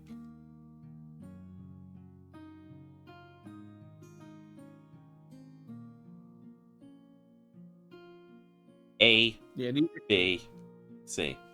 We'll say that's spider silk. You know? And let's say like A is spider silk, B is like vine thread, and C is something or other. They all can be used for the same thing, but they might give a different bonus. Yeah. So spider silk tier 4 would equal 5 armor, but if you put it in a potion, it would equal like, I don't know, stickiness. A dexterity, or like depending on what it's mixed with, it would have like one of two effects. Stickiness. Or like maybe you want to like use the spider silk, crush it into a mixture and turn it into a paint, you know? Yeah. So an A-type tier 4 ingredient would create this effect.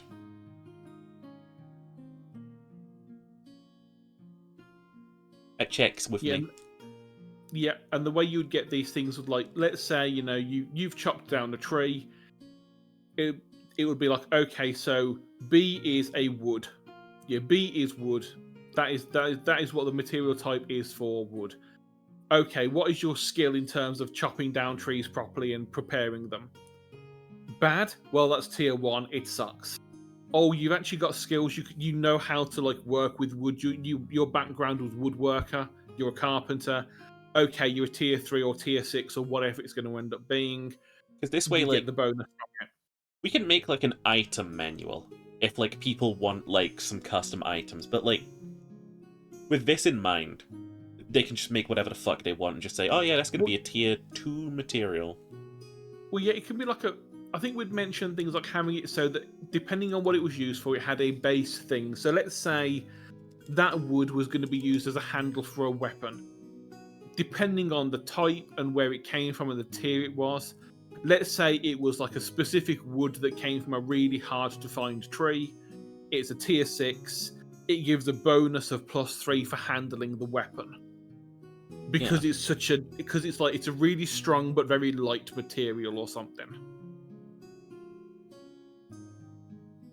But it means that, you know, as long as you have, let's say for a knife you need a B material and a C material, which is something for the handle, something for the blade. You mix them together, and depending on what the tiers are of what it is, you get a weapon out of it that is like does a certain thing. So let's say you're using tier 1 wood and then tier 1 stone for the blade. It's a knife, but it's just a knife. It's like the most basic stone knife you can do. It does 3 damage. Yeah. But if you use a very like high tier, like tier 6 wood and tier 6 like obsidian or something, this is a good knife. This is going to be durable. It's going to do a lot more damage. It's going to stay sharper for longer. This does 10 damage. But it's a lot harder to find and a lot harder to make. So let's take the ranger, for example, right? They would probably have a skill in mind that lets them easily harvest like materials from animals. That's what I'm thinking the butchering skill is. Yeah. Like you can easily like de-pelt any animal, right? There's no worry of having to roll to see if like it's quality or not. Because like I think the lowest quality is probably tier 1, you know? Yeah. Tier 2 is Tier you've z- successfully extracted the material. Yeah, Tier 1 tier is it's 0 in is scraps. you fucked up. Yeah, tier 0 is you fucked up. Yeah. Or And that's we going to be doing it like the- 1 damage if you apply it to anything. Yeah, it's like you can use it, but it's not going to be. It's really not You going to could be use good. it, So you shouldn't. You can use it. But it's going to be like that. You're just learning this skill. You can technically use it to help learn to be better, but it's not going to be feasible to use this in a fight. You could also If you're probably saying get trying to make skills it which are like,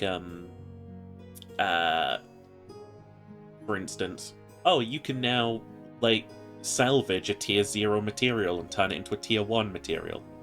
Yeah. It'd probably take a lot of crafting from just, like, the crafting tree. Yeah, or maybe it's like you have to have like a certain level in certain things. Maybe it's a feat. What are the Yeah. crafting tree feats? That's what I mean. You have to have one of the crafting backgrounds, and you have to have at least like certain amount of points in sense and body, and then you can like upgrade them. Maybe it's like not even upgrade it 1-to-1. Maybe you can take like 20 tier 0s and turn it into a tier 1. Yeah. Or turn 20 tier 1s into a tier 2 with another feat, which requires the previous feat to do it. Easy. So maybe like, granted it would mean that you could turn 100 tier 1s into a single tier 3 if you really wanted to. But Sounds you like would an still need to MMO find grind. that. But that's the thing, is like if you just happen to like find a trader that's selling 100 pelts that are tier 1, and you happen to have enough stuff to barter with, then you're like, okay, I'll take the 100. And now you've got 1 tier 3 that you can spend a couple of nights whilst you're resting, just like preparing them. Okay, I've like compounded these pelts into one really good sturdy pelt now that I can use as a tier 3. But you've only got 1 and it costs a lot of money. You're going to make sure you use that on something useful. Yeah. I mean, granted, you could go and like hunt 100 bunnies or something or whatever to get them, but it's probably more going to be like an opportunistic thing of we've happened across these things. Let's talk items in general. There's a really strong case for players keeping the same weapon throughout a game,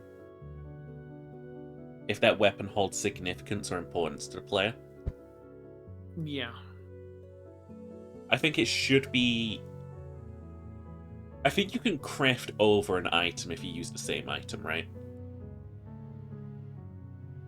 Like, let's say, for instance, you've got, like, a tier 2, like, X that your father gave you or something, and it's great and it's good for you, but you have the ability to make a tier 3 one, right? I want to say you're able to create an upgrade to the X you've got, Ship of Theseus style, you know? Yeah. Like, it's technically different, but it's the same X. Yeah, so you're doing it piece. You're upgrading the handle because you found a really good wood. You've upgraded the handle, but it's still at the same head. It's all good. Yeah. And then you find like, oh, this piece of rock that or whatever, we can make a really good axe head out of this. It is still your Probably X because it maintains said spirit. Like, yeah, if it's spirit of the enchanted, it'll move over, you know? yeah. Like maybe it's less to do with the weapon itself, but it's the spirit of the weapon. Yeah. So like the spirit of the weapon will carry on in the weapon as you upgrade it, but the weapon has changed. We'll say item parts can be upgraded with sufficient skill.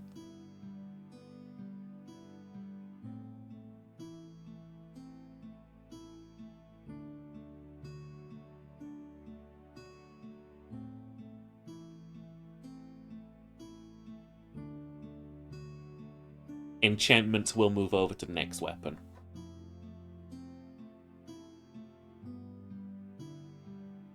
Enchantments will be kept.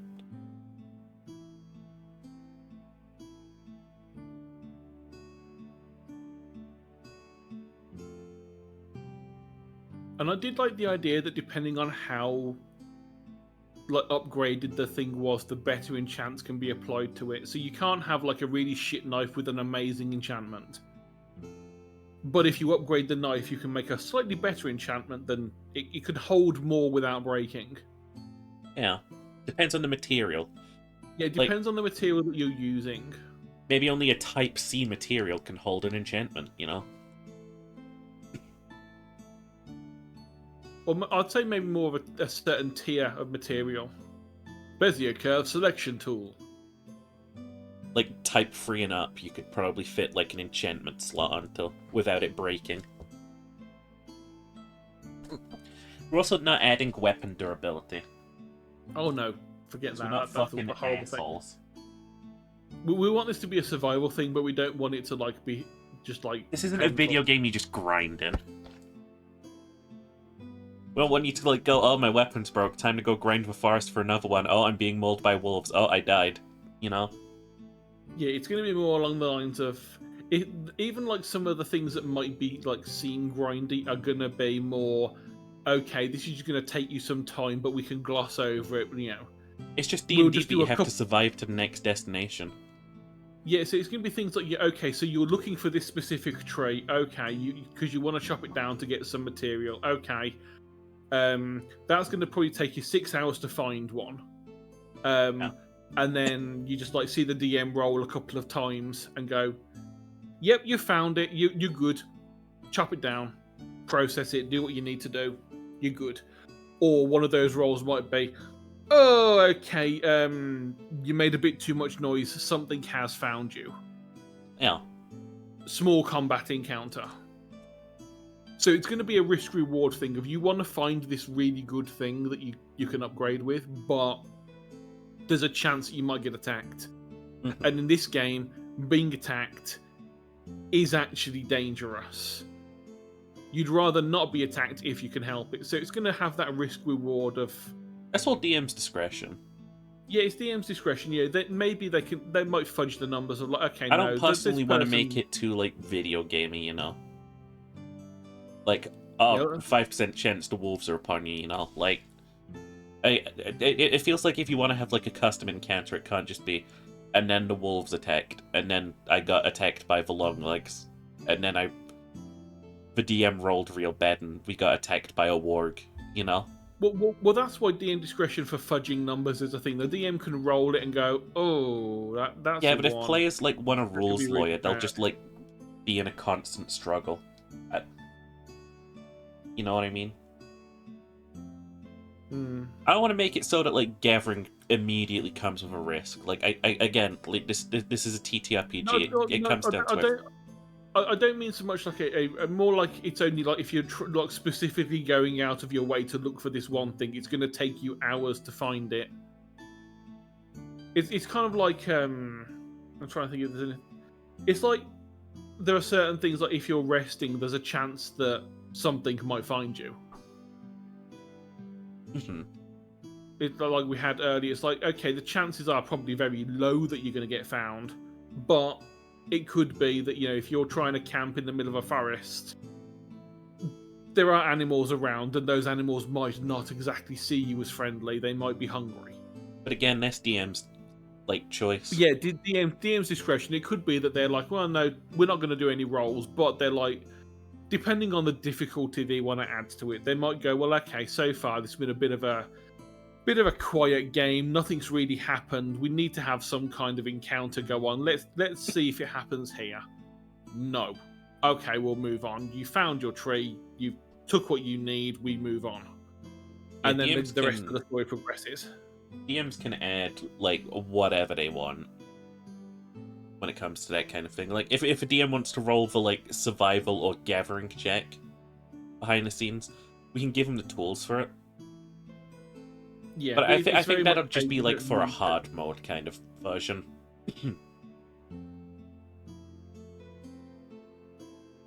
Yeah, because that's only going to really be for like specific things. Because most things are going to end up probably coming from the creatures that you're fighting.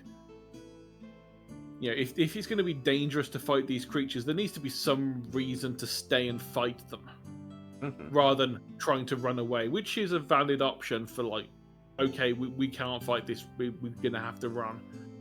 Do something to distract the monster and then leg it. But you know, if you've just spent like God knows how long beating a long legs to death, you need to have something come out of that to make it worthwhile for the risk that you just had of all of your characters dying and being eaten. Yeah. So it's like you're going to get some good materials out of that for the risk you just went through. I think that's about all we need for now. You know? Like, as getting back into things goes, I think we've got all the systems back operational.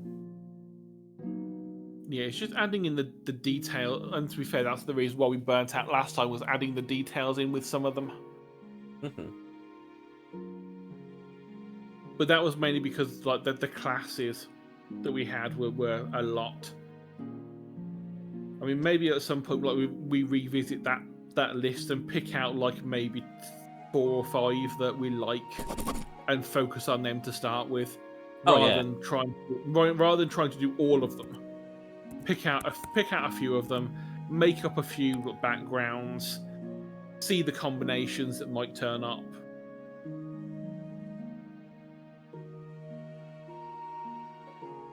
Sheets, we'll go to blank. Okay. We'll go over to this here yonder spreadsheet. I'll make sure Cheery can see.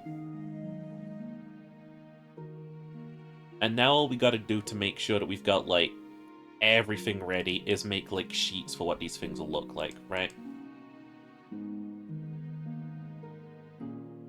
So let's say class sheet, right? I don't have much cells. There should be a merge cell thing somewhere. That one. So class, barbarian. Okay. You said we should just pick ones that we want, so I'm gonna pick the barbarian. Yeah, maybe it'd be a good idea to like pick a couple of fighters, a couple of crafters, a couple of magics. Yeah. And see if like the basic ideas work. Like maybe have barbarian and hunter, because we know those are going to be 2 we want to have. And then like a couple of like crafters, a couple like, and so on. And then we could like, I say, make up the sheets for them, see if it kind of works, see if it would balance. If we had a party that had one of each, would it be worth it? Would it work well?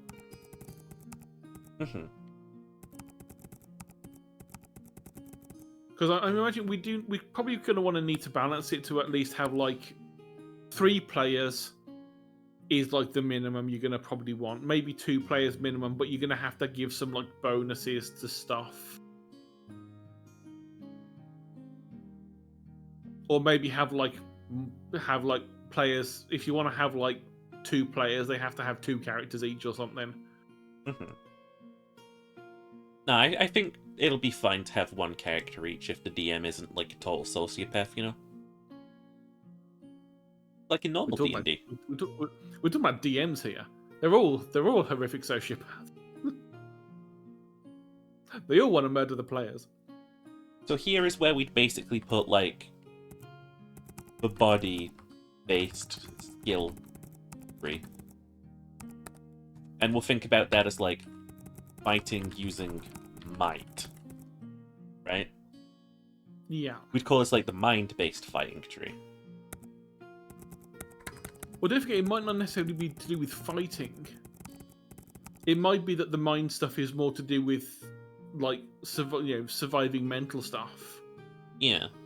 It might not necessarily be. I mean, that's the same for like the other tree. It could be about tanky stuff as well. Yeah. So it's not so much about the fighting. It's just like things to do with that class that would revolve around this skill. some of them probably will overlap. There's probably going to be like multiple classes that will have something in there regarding having mild immunity to psychic damage, because you're a barbarian, you're a goddamn hardhead. People can try and psychically attack you, but you're too fucking angry to notice. Yeah.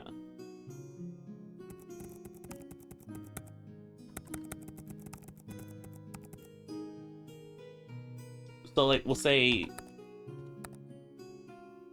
call this overcoming with strength.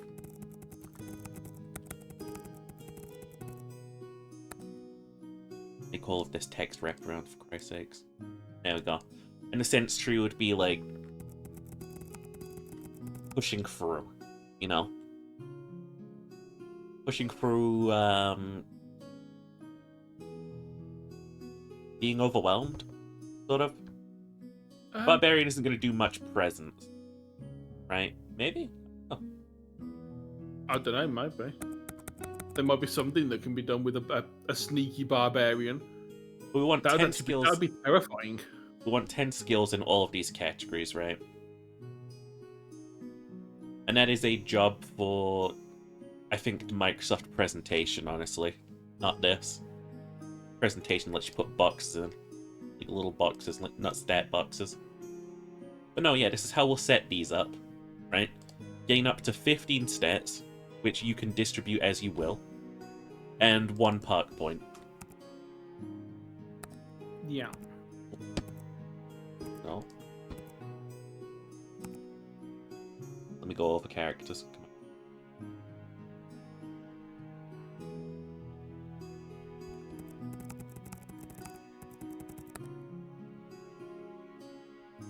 Oh. I think Shift Enter still works in this. And that works. You gain your 1 point. Bada bing, bada boom.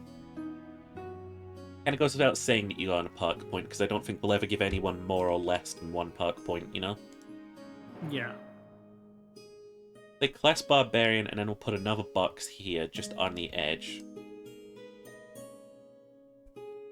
Let's say they're level 3 out of 30. Because the highest you can get for Barbarian is 30. Right? Mm-hmm. Okay. Moving along. Let's do some things that, like, you can do for your creatures, right? So let's make a little stat block for the long legs, right?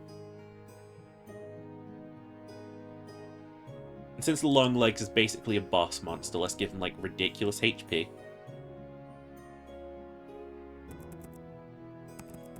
$150 HP. Let's say that it's got, like, a bunch of armor. Hi, Pazuyu! Sniff, sniff. Let's say it has 10 armor. And, like, 30 evasiveness. Which means that, like, it's got, like, 30 dodge. 30 dodge, that sounds better. Basically, a 30% chance to not get hit by whatever you're trying to do. Or, like, you have to roll above that number in order to hit. Because I think we were still going with the D100 for doing most things, weren't Actually, we? yeah, if we're going for D100, and everything should have about an average of 30 dodge. So this guy's going to have, like, an average of 60. Roll over 60 to hit it. Yeah, so this is going to be, like, a dangerous thing of, like, A, you need to hit it, and B, you need to overcome the armor. Yeah. So if none of your weapons do more than 10 damage, you're going to be here for 150 turns, if not less, So we're going to put as well, like, intelligence. This isn't D&D music. This sounds like the Core Keeper music. Oh, yeah. We'll say that it's sentient, but not sapient. Right? Actually, should there be, like, brain armor? It's just, like, how smart you are. No, because I want, like, beasts to also be able to overcome, like, brain damage. What would that be? In any case, it's gonna have, like... I'll say it'll only have, like, 60 psi, right? Because like this is a creature that you could probably scare off if you got into its head. Yeah, there's probably certain things, you know, if you can actually make it feel like it's going to lose, it might run away. Yeah. So we say it's Because got like it's 60 psi still a points. creature that wants to survive. Because don't forget, everything in this world is trying to survive, and so they're not going to try and fight to the death. I don't know what just happened. I don't pressed know like either. one of the keys on my keyboard. I've Oh, never, it's closed something down. wacky air key. There we go. Back in. Okay, it's all still there. That's good. But no, let's say it's got 60 sight, and we'll say it's in level low. It's got low intelligence, but it is still a cunning creature, right? Yeah, it's not smart, but it knows it can. It's good at what it does, which is mimicry. Cunning. Yeah, it can look very much like the trees around it. It's very good at having the human face on its belly. It's like it's yeah, like it's not an intelligent creature, right? This isn't the smartest creature in the world. So because it's got like low int score, you could be able to use like high level int spells on it or low level int spells on it, and it'll pass by its like mental barrier, you know? Because like I don't think you can miss a lot of like psychic spells, you know? It's your brain reaching to another brain. Yeah. So as long as it doesn't have like a blocker in place, you'll probably be able to get past it.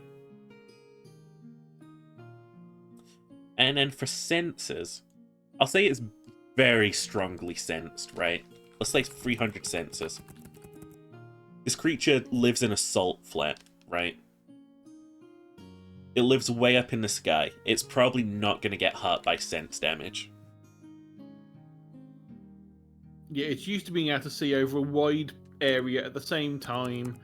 It can spot small things below it. It's all good. It's terrifying, and chances of you like doing something to spook its senses is very low. Granted, not impossible, but still pretty damn low. We'll say it's got a drive of 50, and that'll be used to calculate its initiative too. That's what we said it was going to be, right? Drive, initiative, nerve? Nerve. Nerve? Was it driving control? I think it's like Well, adrenaline, we called it, but like not all creatures have that, so call it like drive call it works. initiative. Drive works. It's like it's got an innate drive of 50. The DM will roll and put 50 on top of it, and then that'll be its int score. And then like if it gets intimidated enough and its drive isn't high enough, it might freeze up, you know. I do like that. Thinking about it, I do like that idea that you can affect things' drive during the fight. Yeah. So maybe if you do like a high enough amount of damage, its drive will drop by 5, and so next turn they might be later in the order because they're shook up a little bit. And if you keep on like beating them down, and their drive hits 0, they will just run the hell away. So if we put our like attacks here, right? And then we can put like, did you say shift enter? I think it was shift enter. I've done the shit. Control enter. We'll say claw attack, like it reaches down and it swipes at you, you know? We'll just make that an average roll. 2 hit plus blah blah blah. Let's say creature swipes with long limb appendage.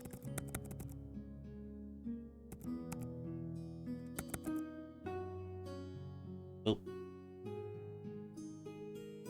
Control enter. 2 hit plus 15. It's got a plus 15 on rolls to hit. Damage is... it's a single target attack, so I'll say it's probably like D12? Actually, no, if players are fighting this, they're going to have armor. This is a D20 of damage. This is a D20 plus 5. Yeah, this is the kind of thing you're going to not get until, like, your barbarian level 27. Yeah. Unless the DM really fucking hates you.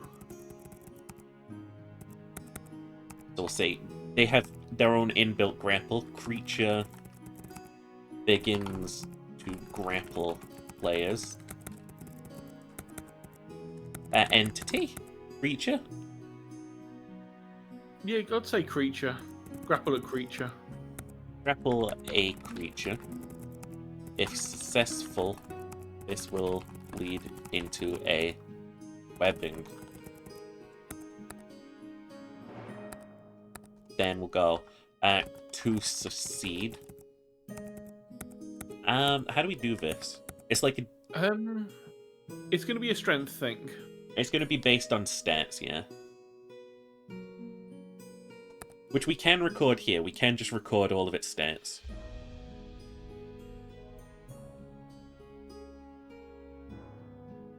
Yeah, I'm thinking like the bit between up the top where you've got like the first box and then the other. Then you should have like the three rows that would have each of the individual stats in there. Yeah, like body. For these, yeah, for these and also for like the class ones as well. Oh wait, I'm gonna put something else terrible here too. There we go. Yeah, because you can still find babies, and you'll probably you can fight the baby ones like later on, assuming that you can find one that is a baby. Imagine like, this is adult Longlegs. Would imagine adult Longlegs carrying children. It has a swarm attack where it just drops its babies on you. I think you'd call that the pregnant legs. Mother Longlegs. So yeah, once we figure out like how these stats like apply, I think we said it was what was it? Drive is based on your control. Hang on, we wrote this down. Control plus senses, right?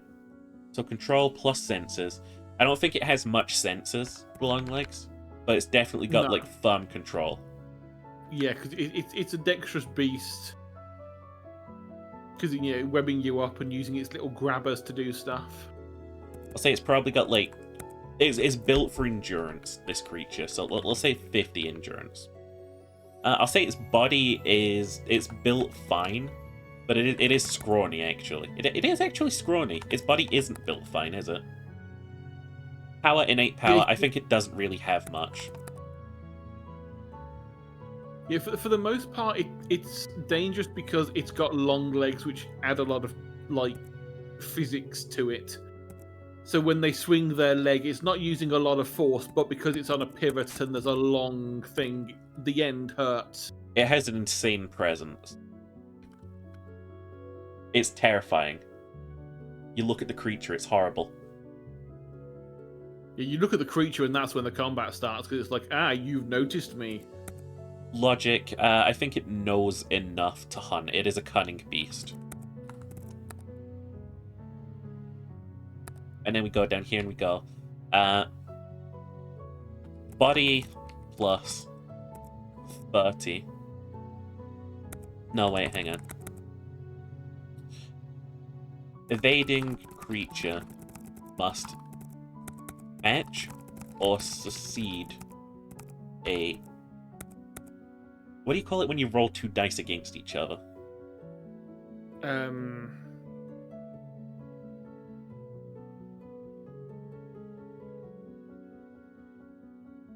Oh god, I'm trying to... I know there was a term for it.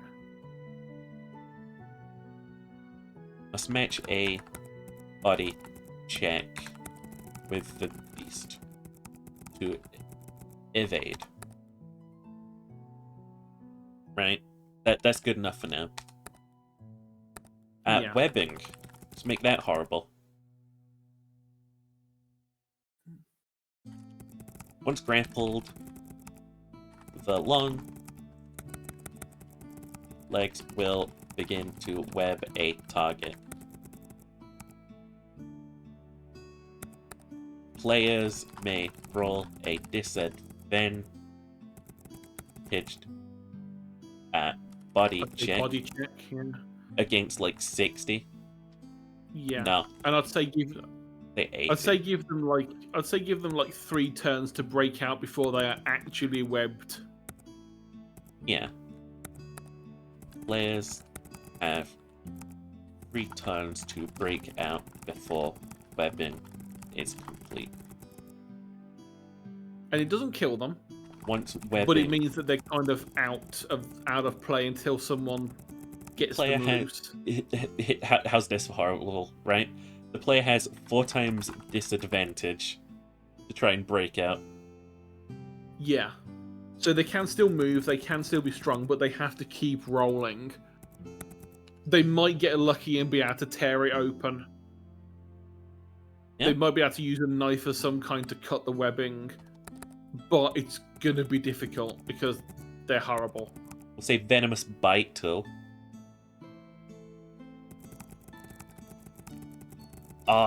I like this attack because I want to give it a disadvantage too, in that it reduces the long legs dodge if its head comes down.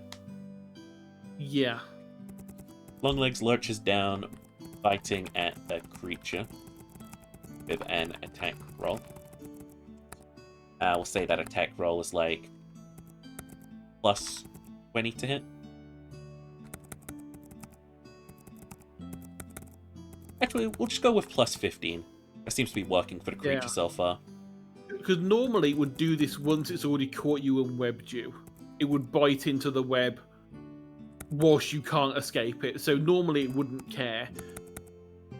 Because it's already caught you, it's got its lunch, it's just making sure you're docile enough you can't escape, and it can just keep you in there until you get consumed. Because if people have forgotten, this thing doesn't kill you. It keeps you there until you starve to death or you die from having your parts taken off and eaten slowly.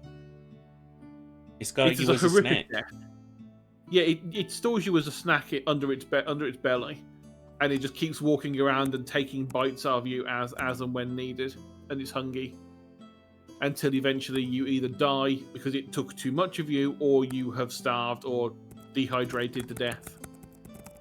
Slow, painful, not pleasant. Don't get caught by long legs. They're hell. There you go. Once Longlegs uses this attack, its dodge is reduced by 40 for a turn. You know? Yeah. What else are we missing here? Well, right, it's like creature stats down to, like, diet type. You know, carnivore. Is it a carnivore? I imagine so. I'd go with... Yeah, because it's basically just like eating your entire body slowly. It's hardly going to go after like herbivore stuff at that size. But biome as well. Call it the salt forests, actually.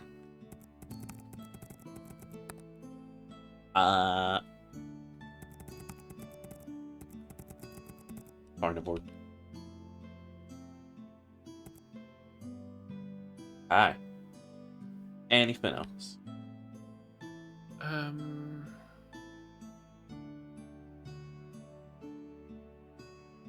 Trying to think what else we might need. Oh, we'll probably need to put its movement speed on here somewhere. Oh yeah.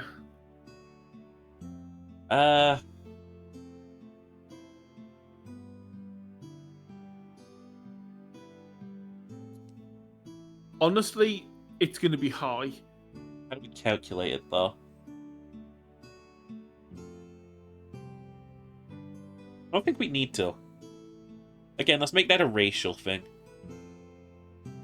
Yeah, it's going to be very much a this is an adult long legs. Chances are it's going to be about this high. Therefore, it's going to move at like Let's 60 make it, feet per second because it's like terrifying. racial thing plus like 10% of body, right? So let's say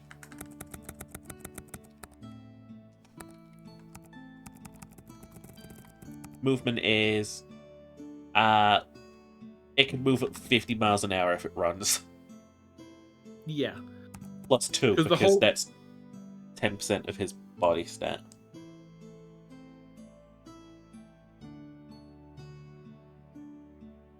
So it could move 52 meters if it wants. Not meters, feet. 52 miles an hour. No, we shouldn't have that. We can't measure things in miles an hour. Well, that's what we'd need to work out what that would equate in per second. Actually, it should be faster then. 80 plus 2. That's how many feet it can move in one turn. Yeah, it's very, very, very quick. The whole point of these were if you can hear it coming, it's too late. You're going to be fighting it. We could also put some like passives down. Let's say like here, right? About frenzy, right? If it's denied a meal at any point in combat due to like someone escaping webbing, it can attack twice per turn. Ooh, that would be cruel. Yeah, it's a horrible fucking demon monster boss. Yeah. So you've pissed it off. Maybe not have it so it can keep doing it. Maybe like for the next 2 turns, it can take 2 attacks. Yeah. Because otherwise, it could end up stacking. Like if the following turn it tries to get someone again and that person escapes, it would then be 3 people per turn, 3 attacks per turn. It would slowly get worse and worse and worse as the fight progresses. So having it be a temporary bonus means that, you know, by the time you've been caught and got out again, it's already lost its buff from the first time. This effect does not stack. I'm just gonna put that there. Because it could end up being that 2 people are caught at the same time and they both escape on the same turn. Mm-hmm. I also want to put that like players can help out, like cut through webs if they want. If they can get to the web. Yeah. If a player can assist at helping escape, the DC is lowered 20. I think that's fair enough, because like players are cutting at it, people struggling out. Yeah. We don't want to get everyone caught by the fucking monster. But yeah, this is like a generic stat sheet. If we think of anything else, it'll fit here comfortably. I think that works, right? Yeah, and also that whole thing about cutting them out works well for this, because if it comes down to bite someone, that means that it's also brought the person down, so everyone has a chance to go, like... So, like, oh, it's tried to bite Sheeper. Ginger's character now has a chance to rush in and try cutting at the webbing, whilst it's distracted attacking Sheeper. Yeah. Which then, on the turn for the person that's caught, Joshy gets to roll with the bonus DC of Ginger trying to help get him out. He has escaped. We'll put cunning here. I feel like cunning is going to come up again. I just don't think we've got a place for it yet. Like, statistically. I know that it's going to come up in a stat later when it comes to, like, hunting creatures or something. Yeah, because it's going to be... It might be less about cunning and more, like, wariness or something. Like, most things would have wariness if they're a prey item. They have cunning if they're a predator. Yeah. And, like, if a predator is trying to go after prey, they would need to, like, roll a cunning versus awareness check. So, like, say if you're a hunter character, you would have cunning as a skill. You would roll your cunning against the thing you're hunting's awareness. So if you roll a 70 cunning and they have 50 awareness, you get the drop on them. Well done, you shot them. You Yeah. do X amount of damage. If it's enough to topple them, it's enough to topple them. If not, you've now got to chase after the thing. But if you roll lower, they notice you before you get a chance to attack, and they've run off. Okay, so we've got like Which a means that creature stat sheet. Means that failed hunts can be a thing, which means that, you've got to be careful when you're hunting.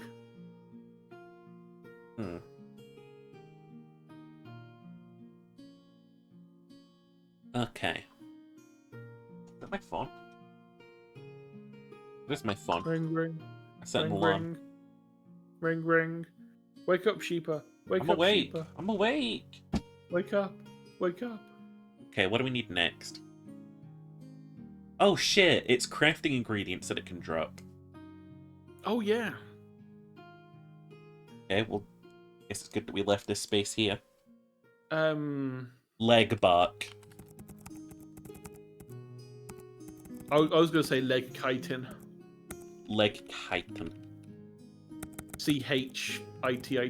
ITIN even. Yeah. Tier Or 4. leg shitting.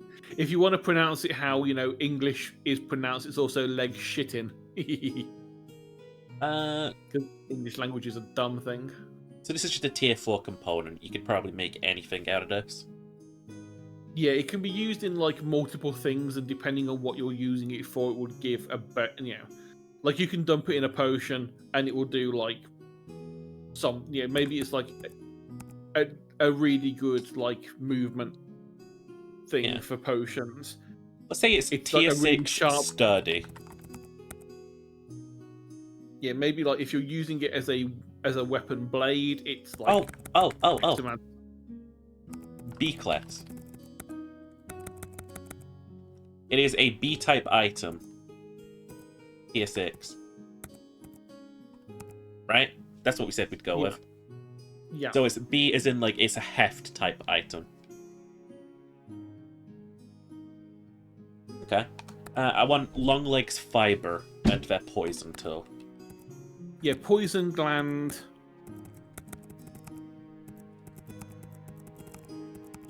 Fiber, we'll call that a, It's kind of like a thread A? material.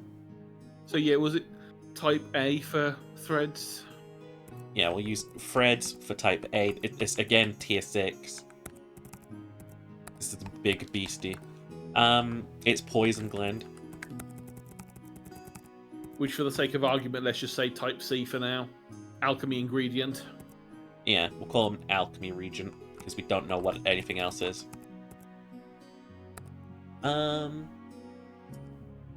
Thing? Yeah. We'll call it an enhancement.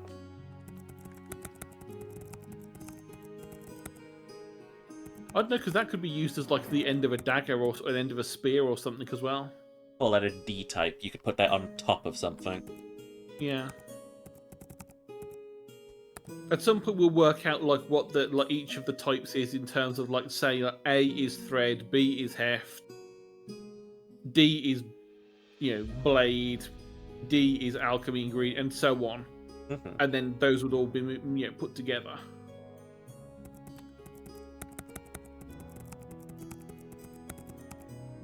We'll say that they've got 8 eyes, right? How many eyes do spiders have? 8. Okay. We'll call that a alchemical ingredient again, C. Yes, I feel like for the alchemy ingredient, we actually had different versions of it. Because I vaguely recall us talking about the alchemy being based on, you can put if you put an A and an A together, you get this. If you put an A and a B together, you get this. Hear me out, right?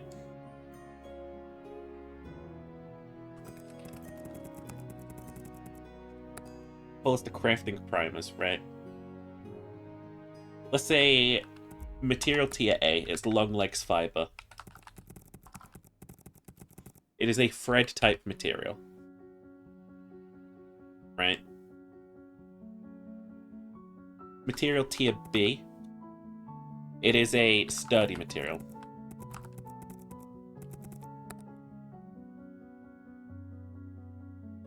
Material tier C will make it a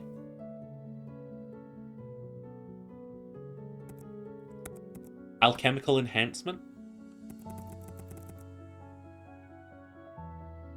Because you're not going to be putting these on weapons. No, not unless you're like slathering on them. We're going to put this on E. Right? E, Longlegs Fang. This is a... what do we call this? An additional material? Yeah, that... No, we gotta call it like something that you put on top of a spear. Tip of spear, tip of knife. Add it to jewelry. Crush it up, put it in a soup. It is just an additional material. Piercing material? Yes. So there could be like cutting material, piercing material, so on. Mm-hmm. Okay.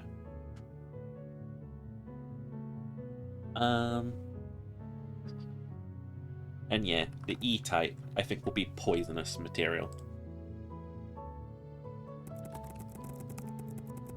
It's an alchemical poison, right? And then along here we'll do a second table, and it'll be like tiers 1, tier 2, tier 3, what they do, though. Yeah. That'll be nifty. So let's say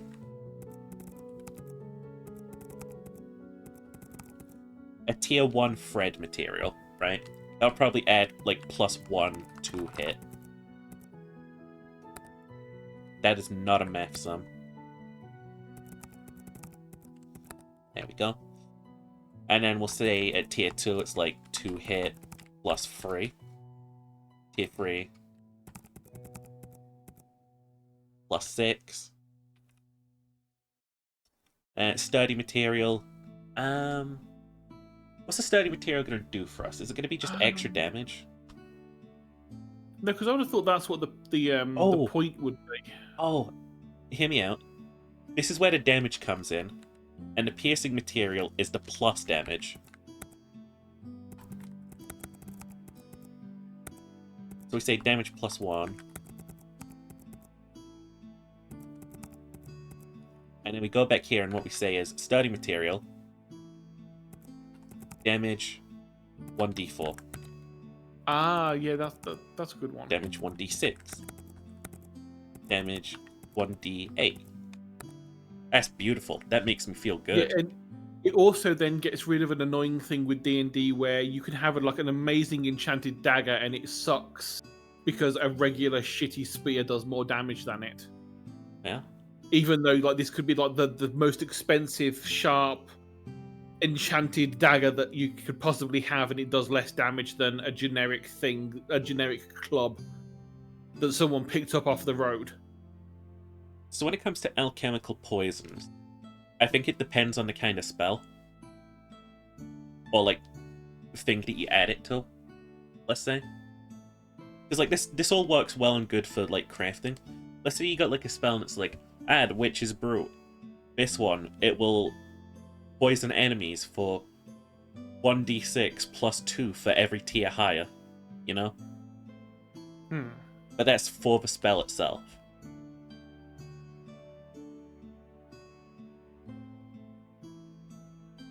Or we could say, like, you can just add this itself to a weapon if you'd like. It'll be a one-time use, I'm sure, but you can just add this to a weapon. Honestly, I wouldn't mind it being able to be used as like a... If you've got like the right crafters in the group, being able to use things to give a permanent poison damage to a thing. Yeah, you're not wrong.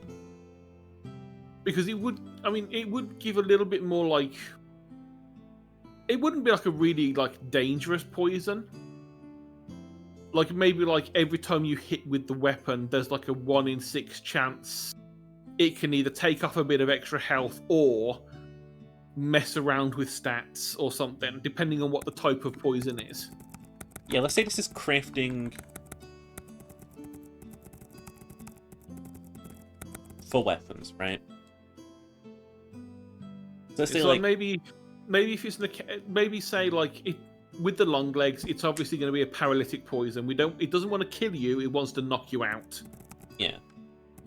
So maybe for if you've got the long legs and you're using it as a poison ingredient on a weapon to like make it a poisonous thing, it has a 1 in 10 chance to like make an enemy miss a go or something. There you go. Maybe it like weakens them or slows them down or something for a turn. Put So it's not like paralytic up in there.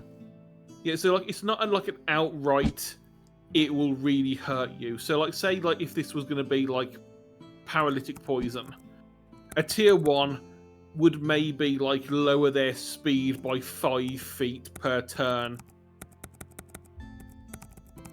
for like a couple of turns. It's not strong, and there's like only a chance that it will happen. 1 on a D20. But then like on a tier 6, it's a stronger poison. So it's gonna still have the same chance. So still a D20 chance. If you hit like a 20 or a 19, you get or like a D10 or whatever it is that we choose. If you hit the check, you have poisoned them. But because it's a long legs poison, this is strong. This is gonna like really weaken whatever you've hit. Yeah, and you can make it so that the chance gets a lot easier to apply to. Yeah. So like it's easier to actually apply the enchantment, apply the poison, unless of course it's like immune to poison or it's another long legs and it's like well it's not going to be affected by its own poisons for the most part, I guess. Okay. So like but then like at tier 6 maybe it like halves the movement speed of the creature for a while. So it could well be that you just use it to escape. You do a quick slice, you halve their speed, everyone run the hell away whilst we've got a chat. We can't fight this thing head on. We can at least slow it down whilst we run away. So paralytic will say can only I don't know. What do you think? How do I format this? Do I just say that this is just like the paralytic row? Say this is paralytic row, fuck it. Yeah. And then we'll go use target on target for 1 turn. Right? Strong paralytic. Freezes target for 1 turn, except for here. Freezes target for 2 turns. Yeah. Or maybe it just like damages their body stat or something. Mm-hmm. So like because you've paralyzed them, their body stat is going to be affected, so they're going to be weaker at doing things related to the body until the turns are over. Freezes target like, for 2 turns. And then which would also like then again the minus body 20 is body. Yeah, I mean, it's not going to affect the movement speed much, but it will affect how they can do things. Oh yeah, and we can increase the like body pain. So like -5 body. And like make it -10.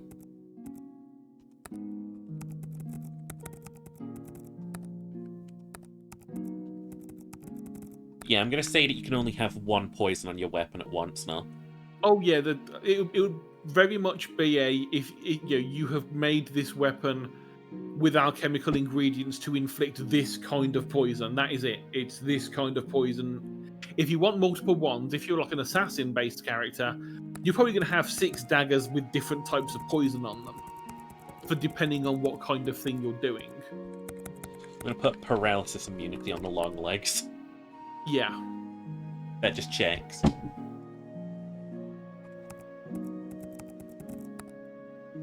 Yeah, you're not gonna find like much paralytic agent anywhere like near you. Yeah, it's very much going to be creatures like the long legs that use it as part of their hunting. So it's a rare thing to find, and if you do find it, To be fair, I'd say this for all the poisons, that they're going to be rare to find and get good quality. But if you can get them, they're going to be a very big deal for your party. They're going to like massively increase your life expectancy. Yeah. If you can get hold of any kind of poison to attach to your weapon.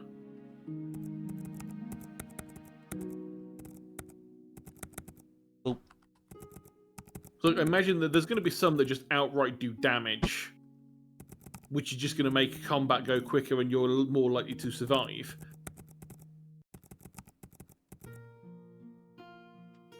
okay. All these numbers are for tweaking. Oh yeah. We will need to like balance things out. Actually try doing a combat at some point with them.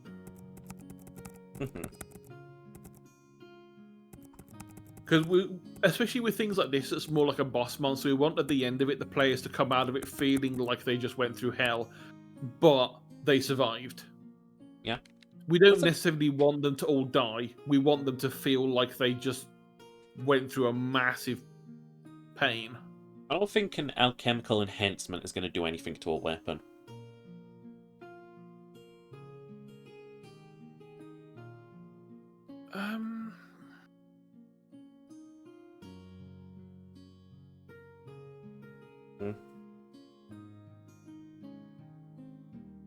Trying to think what other thing. If it's not a poison, what could be added to a blade to do something useful? Not a lot, really. The implications of this crafting system also mean that the most powerful dagger will be exactly the same level as the most powerful sword. Well, that's what I'm thinking, because I really don't like... Cause if you're specially trained with a knife... Yeah. The chances are you can do more damage than someone that's not trained with a sword. Because you know what you're doing with a knife. Yeah, that's chill. And this is why I'm not a fan of like how D&D does it, that this knife is 1d4. Oh yes, it's made with like adamantium and all this stuff, but that gives you... It's a d4 plus 1. Whoop-de-fucking-do. Because the club is a 1d6. The club that you picked up as a stick from the road and didn't pay anything for. And I never liked that with D&D. This way, at least everyone can have their favorite weapon be like the best exactly. level. Yeah, exactly. You can, if you want to be a character based around daggers, you're not taking a disadvantage because you want to play a character that you enjoy. Yeah. You're not going to be having everyone go, well, I'm going to take the biggest weapon I can wield because it has a better damage modifier. The thing about this as well is this could also apply to bows really well here too. Like, think for example, You've got a thread material, there's the string. You've got a sturdy material, there's the bow. You've got a piercing material, that's your arrow. Yeah. I'm not gonna fucking sass you for that. You can put that on all your arrows, I don't care. I'd say maybe like if you're crafting it, like depending on like if you're using it as a weapon, you get like you use it once. But if you're using for arrows, maybe you can make like 60 arrows out of one, or 30 arrows out of one. So that way you're not like making a single arrow from the same thing, and because otherwise it's a bit painful if you're a bow user. Of course, most bow users in this are going to want to be trying to get their things back at the end of it. Yeah, it's like you've finished the combat, you're going to go and pick up your arrows because you know you. Yeah, this is just the arrows if they want to make those. Yeah. Yeah, you'd only need this to make a bow. Okay. And the poison in this, it would be a case of the poison. You could use the poison on a bow, but well, you'd use it on the arrows, but you would only be able to use like you'd have 30 arrows that would do poison.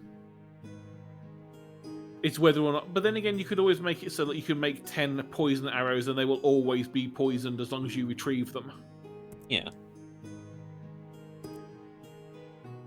I think we'll remove that from there and add it to an alchemy tree instead of this, which is just going to be like the weapon and poisons tree. Yeah, maybe rather than having it as its own like material category, it's just an alchemical category as a separate thing. Yeah.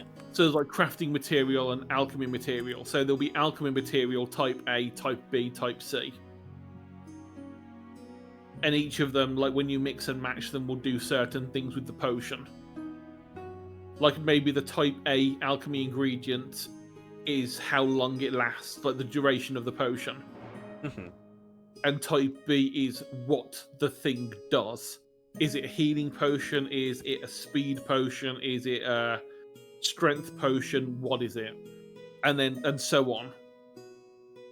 So it's a similar way of how the crafting for like weapons and stuff works. That each different type does a thing, and you can mix and match them. Yeah. We'll call it like a Z tier for now, because we've got nowhere else to put it really yet. Kit out this with like different types of like poisons first.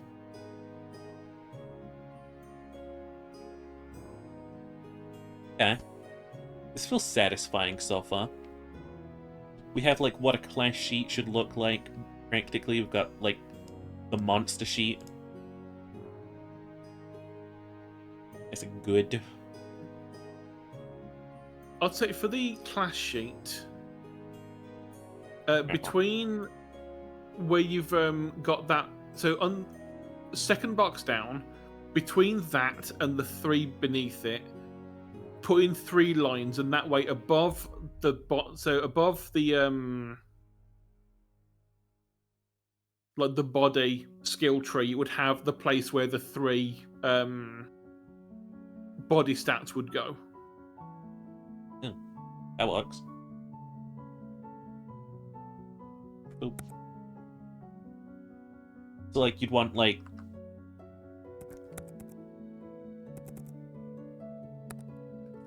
So you'd have, but yeah, and then you'd have underneath it the level that you had of each of those skills. yeah, that checks Is that out. one? And then under each of them is your perks to do with that thing.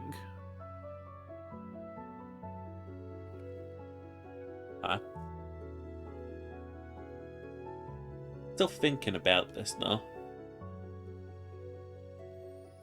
Like, this isn't going to be like the full sheet or anything. This is just like the addendum sheet.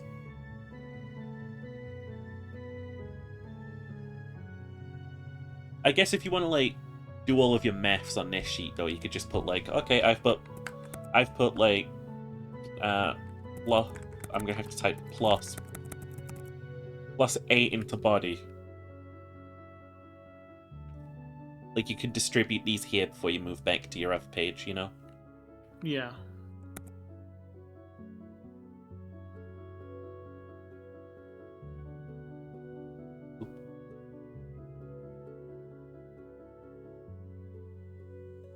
Oop. Oop. Oop. There we go. And we go. And boom. And these are the stats that'll attribute that.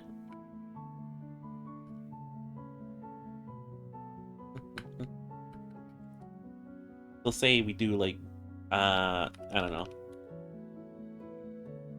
this here, and we go, just type a basic like,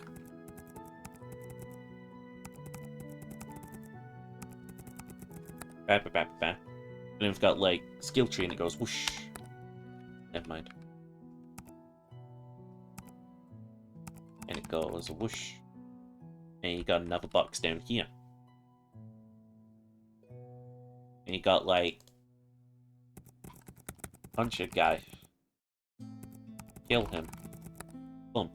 That's how the skill tree essentially works. Just like stuff, branch into stuff, branch into stuff. You need requirements though. Yeah.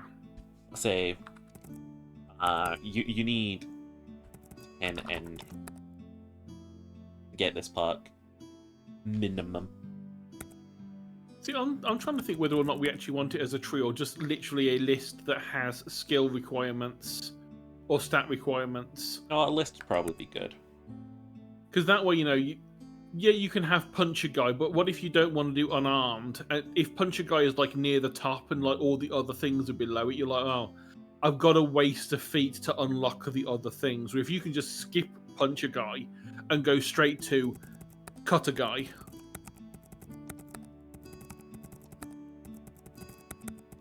Shoving, etc., all the way down, and then Yeah. we put like the skill list here and stuff. We put the And it would skill also- here, and then we put the requirement here. Yeah. So this is what it's called, this is what it does, this is what you need to have to do it. Yeah. And this would also match with the other trees. table that we thought of the class one, the crafting one and the fighting one and addendums. the generic feat ones. Okay. It would be the same way, and that way you can just like pick and choose as and when you want them, as long as you have the. Because I mean, it might be that you've really focused on dumping into body, into one specific thing, so you can take a more advanced perk straight away. Yeah. And skip a couple of them. You might want to go back for the other ones, but you might just go straight for I'm gonna just pick you up and whap you on the floor as a perk, because you started at level 20 as an adventurer. You've picked a bunch. Yeah, you've added all your stuff in. You can choose what the fuck you want. Put this here, and I do this. Right?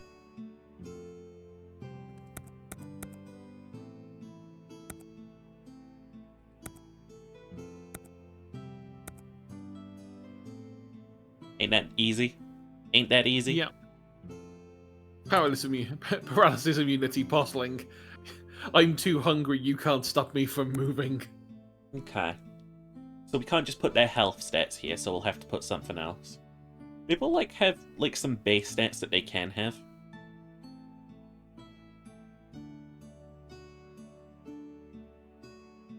Yeah, I know we'd thought about we'd thought about it before about how we can make the race you have chosen. You got to understand that it really does check, but the Postling should probably not have as much body as the other races to start out with. Yeah.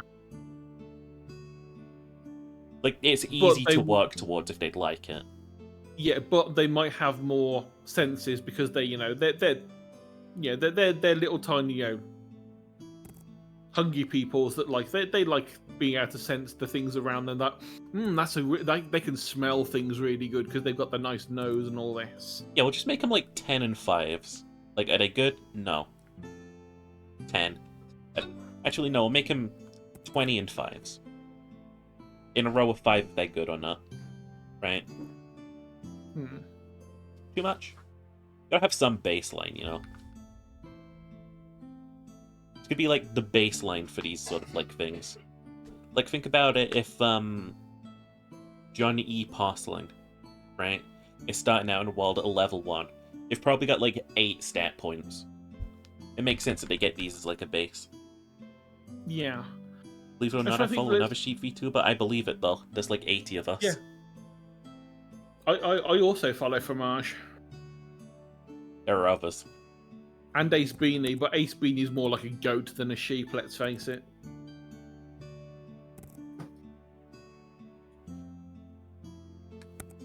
I don't think Postlings have any innate power. I think they have to have logic to help them hunt. In terms of psychic shit, I'm sure they've seen horrible things. Control, again, same as Faith. That really depends, Presence, Yeah. Faith, Thigh. Oh, right, my bad. Yeah, we'll start all the magic stats at 0. That's the one thing that you do have to build up. Yeah, maybe this is the base level when you're creating a character, and then maybe depending on you get a set number of points to put wherever you want. Yeah. Maybe you get when you're starting the character, you get this is the template. You want to be a postling. You also have 20 points to spend on other bits. So if you want, you can put all 20 of those into a magic area, so that your postling is going to work towards a mage class. And we can have it so that they start with 1 trait. And I think for Postlings that's communal. Right? Yeah. Also, I yeah, still we're like making a D&D. I still like the idea in my head of like when mother postlings are walking around, they have their babies just crawling over them, like they're just walking down the road and they just have their babies crawling across their back because they're just being carried around. Mm-hmm. They're not actively trying to carry the children. The children are just there holding on for dear life whilst the mom's going to the shops. Hi, sheep mom. No, we could make it so that, like,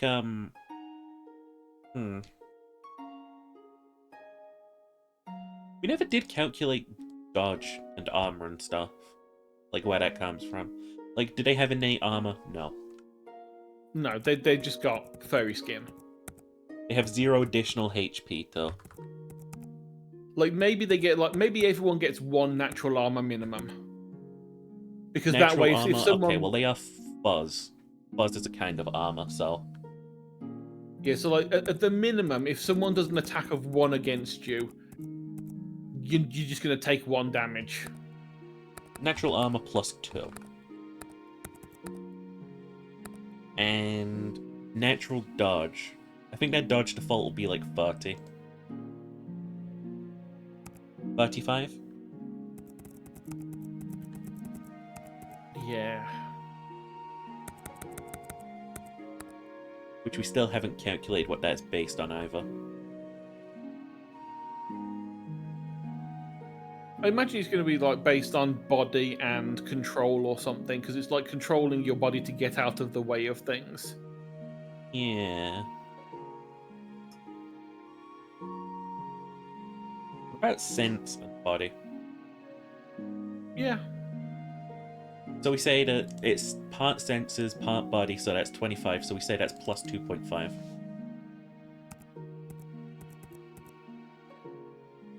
Because these stats are going to go high.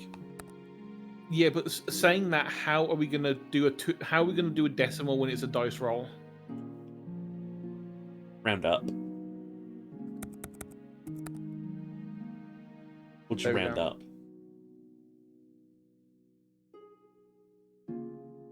I would make a note somewhere that that's what we decided.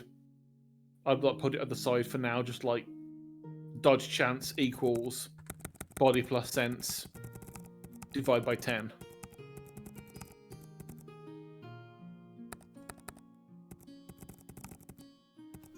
There we go. Because that way, if you have 100 body and 100 senses, that's still only a 20% bonus chance for dodging. So it's not overpowered. It's still 1 in 5 extra chance to dodge, but it's I not. think like, armor's going to help a lot with, like, dodging. I'll say that people get a choice of what kind of armor they want to wear. Like, if you wear a sturdy material armor, that's more armor-based. If you wear a friend material armor, that's more dodge-based. Yeah. And I don't like the idea of saying if you wear this kind of armor, you can't do these things. Yeah. You can still do It them. might make... You can still do that. Like, maybe, okay, if it's a really heavy material, you're going to have a hard time swimming. But I don't want it like D&D's way of, oh, you're a mage and you're wearing anything that's not a robe? Well, you're kind of fucked, aren't you? So I want there to be like a postling battle mage that's wearing like the hardest armor they can. I want that to be an option. It's a silly option, but I want it to be an option for people because that would just... The whole point is like letting people play what they want as a character. That control plus senses makes their drive, right? Just flat out, it makes the drive. So control plus senses, that's 30. Right? Yeah. And movement, we said, was based on... it was a base. Yeah. It's based just on body. Yeah, it was just like a base amount plus... So the postlings aren't getting any. No, I'll say base movement is like, I don't know, they're only little, 15. Yeah. Most creatures in this are going to be like probably a 15 base because So they're small. We'll say +1 because again, that's 5 divided by 10. So that's, you know. Yeah, minimum's a 1. We're rounding up. Yeah. Always round up. You need every point you're gonna get. Okay. So I think the only like racial passives. You know, like maybe they've got like a couple things they're better at. Yeah, I like mean, if they've got like you know, teeth attacks. Yeah, teeth attacks or any like specific sense that's to do with that. Like postlings would be good at smelling things. Their biology exactly. Okay, well we're back in things now. That's everything we need to start out, really. Yeah. What you thinking? You haven't forgotten anything, right? We've even added framework for everything. I've forgotten many things, but whether they're to do with this, I don't know. Okay, so the project's back on. Easy peasy. I'll be sure to add a couple of little characters every once in a while. I think after I wrap up stream in a couple minutes, I'll probably get to work on just a human barbarian at first, as like just a baseline. You know? So we actually having humans in? Oh yeah. Gotta have them. I mean, we don't have to have them. We don't have to have them in. That's the point. No, we don't have to, but like I like me. You know? I also like you. We're the natural born survivors. You know what I mean? We do pretty good. But like once we've got like some of the ideas down of like this thing with the postling, and we've got some of the mechanics down, it'd be nice to do some of the make the character streams on our own character. So like we go, okay, so we've got a postling. They want to be a mage. Their name is this. Their background is this. Let's see what we can pick up. How would they be?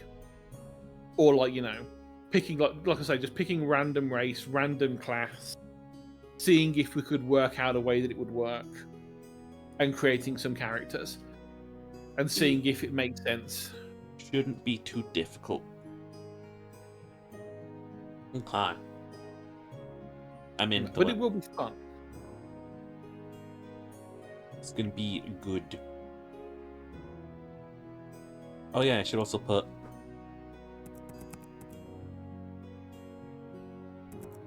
in level sapient. There we go. Postlings can think and they can feel. Yeah. Alrighty, that's gonna be the D&Ds for now. We'll be back building some more, of course. These are really easy late night streams for me. Just exercise creative brain on. Are you satisfied with the progress, Cherry? Because we just did a lot of shit. We did. It just we did go over a lot of the stuff we'd already done before to start off to get ourselves and yet back, we improved it also. Yep, we've gone through it. We've tweaked it. We've made it better where we can. We've got some templates down of how we can do things in the future. Mm-hmm. And I'm also here. Okay then. Well, thank you all for stopping by. It's been a short little vibe. I'm gonna wrap up. And I'll see you all maybe later? Maybe? Maybe? Maybe? Maybe? Nah, the big thing is we do need to flesh things out, because like we've had the skeleton. We've got the skeleton, we've had it. We've had it for a while, we just lost steam, we burnt out. We got skin. We need to rip the skeleton back out. Don't tell Kiryu. Bitch, Phineas Faye Morris. How could he? Okay, Christmas is not more important. Christmas is not more important. Yeah, we're gonna wrap up now. Goodbye. Oh boy.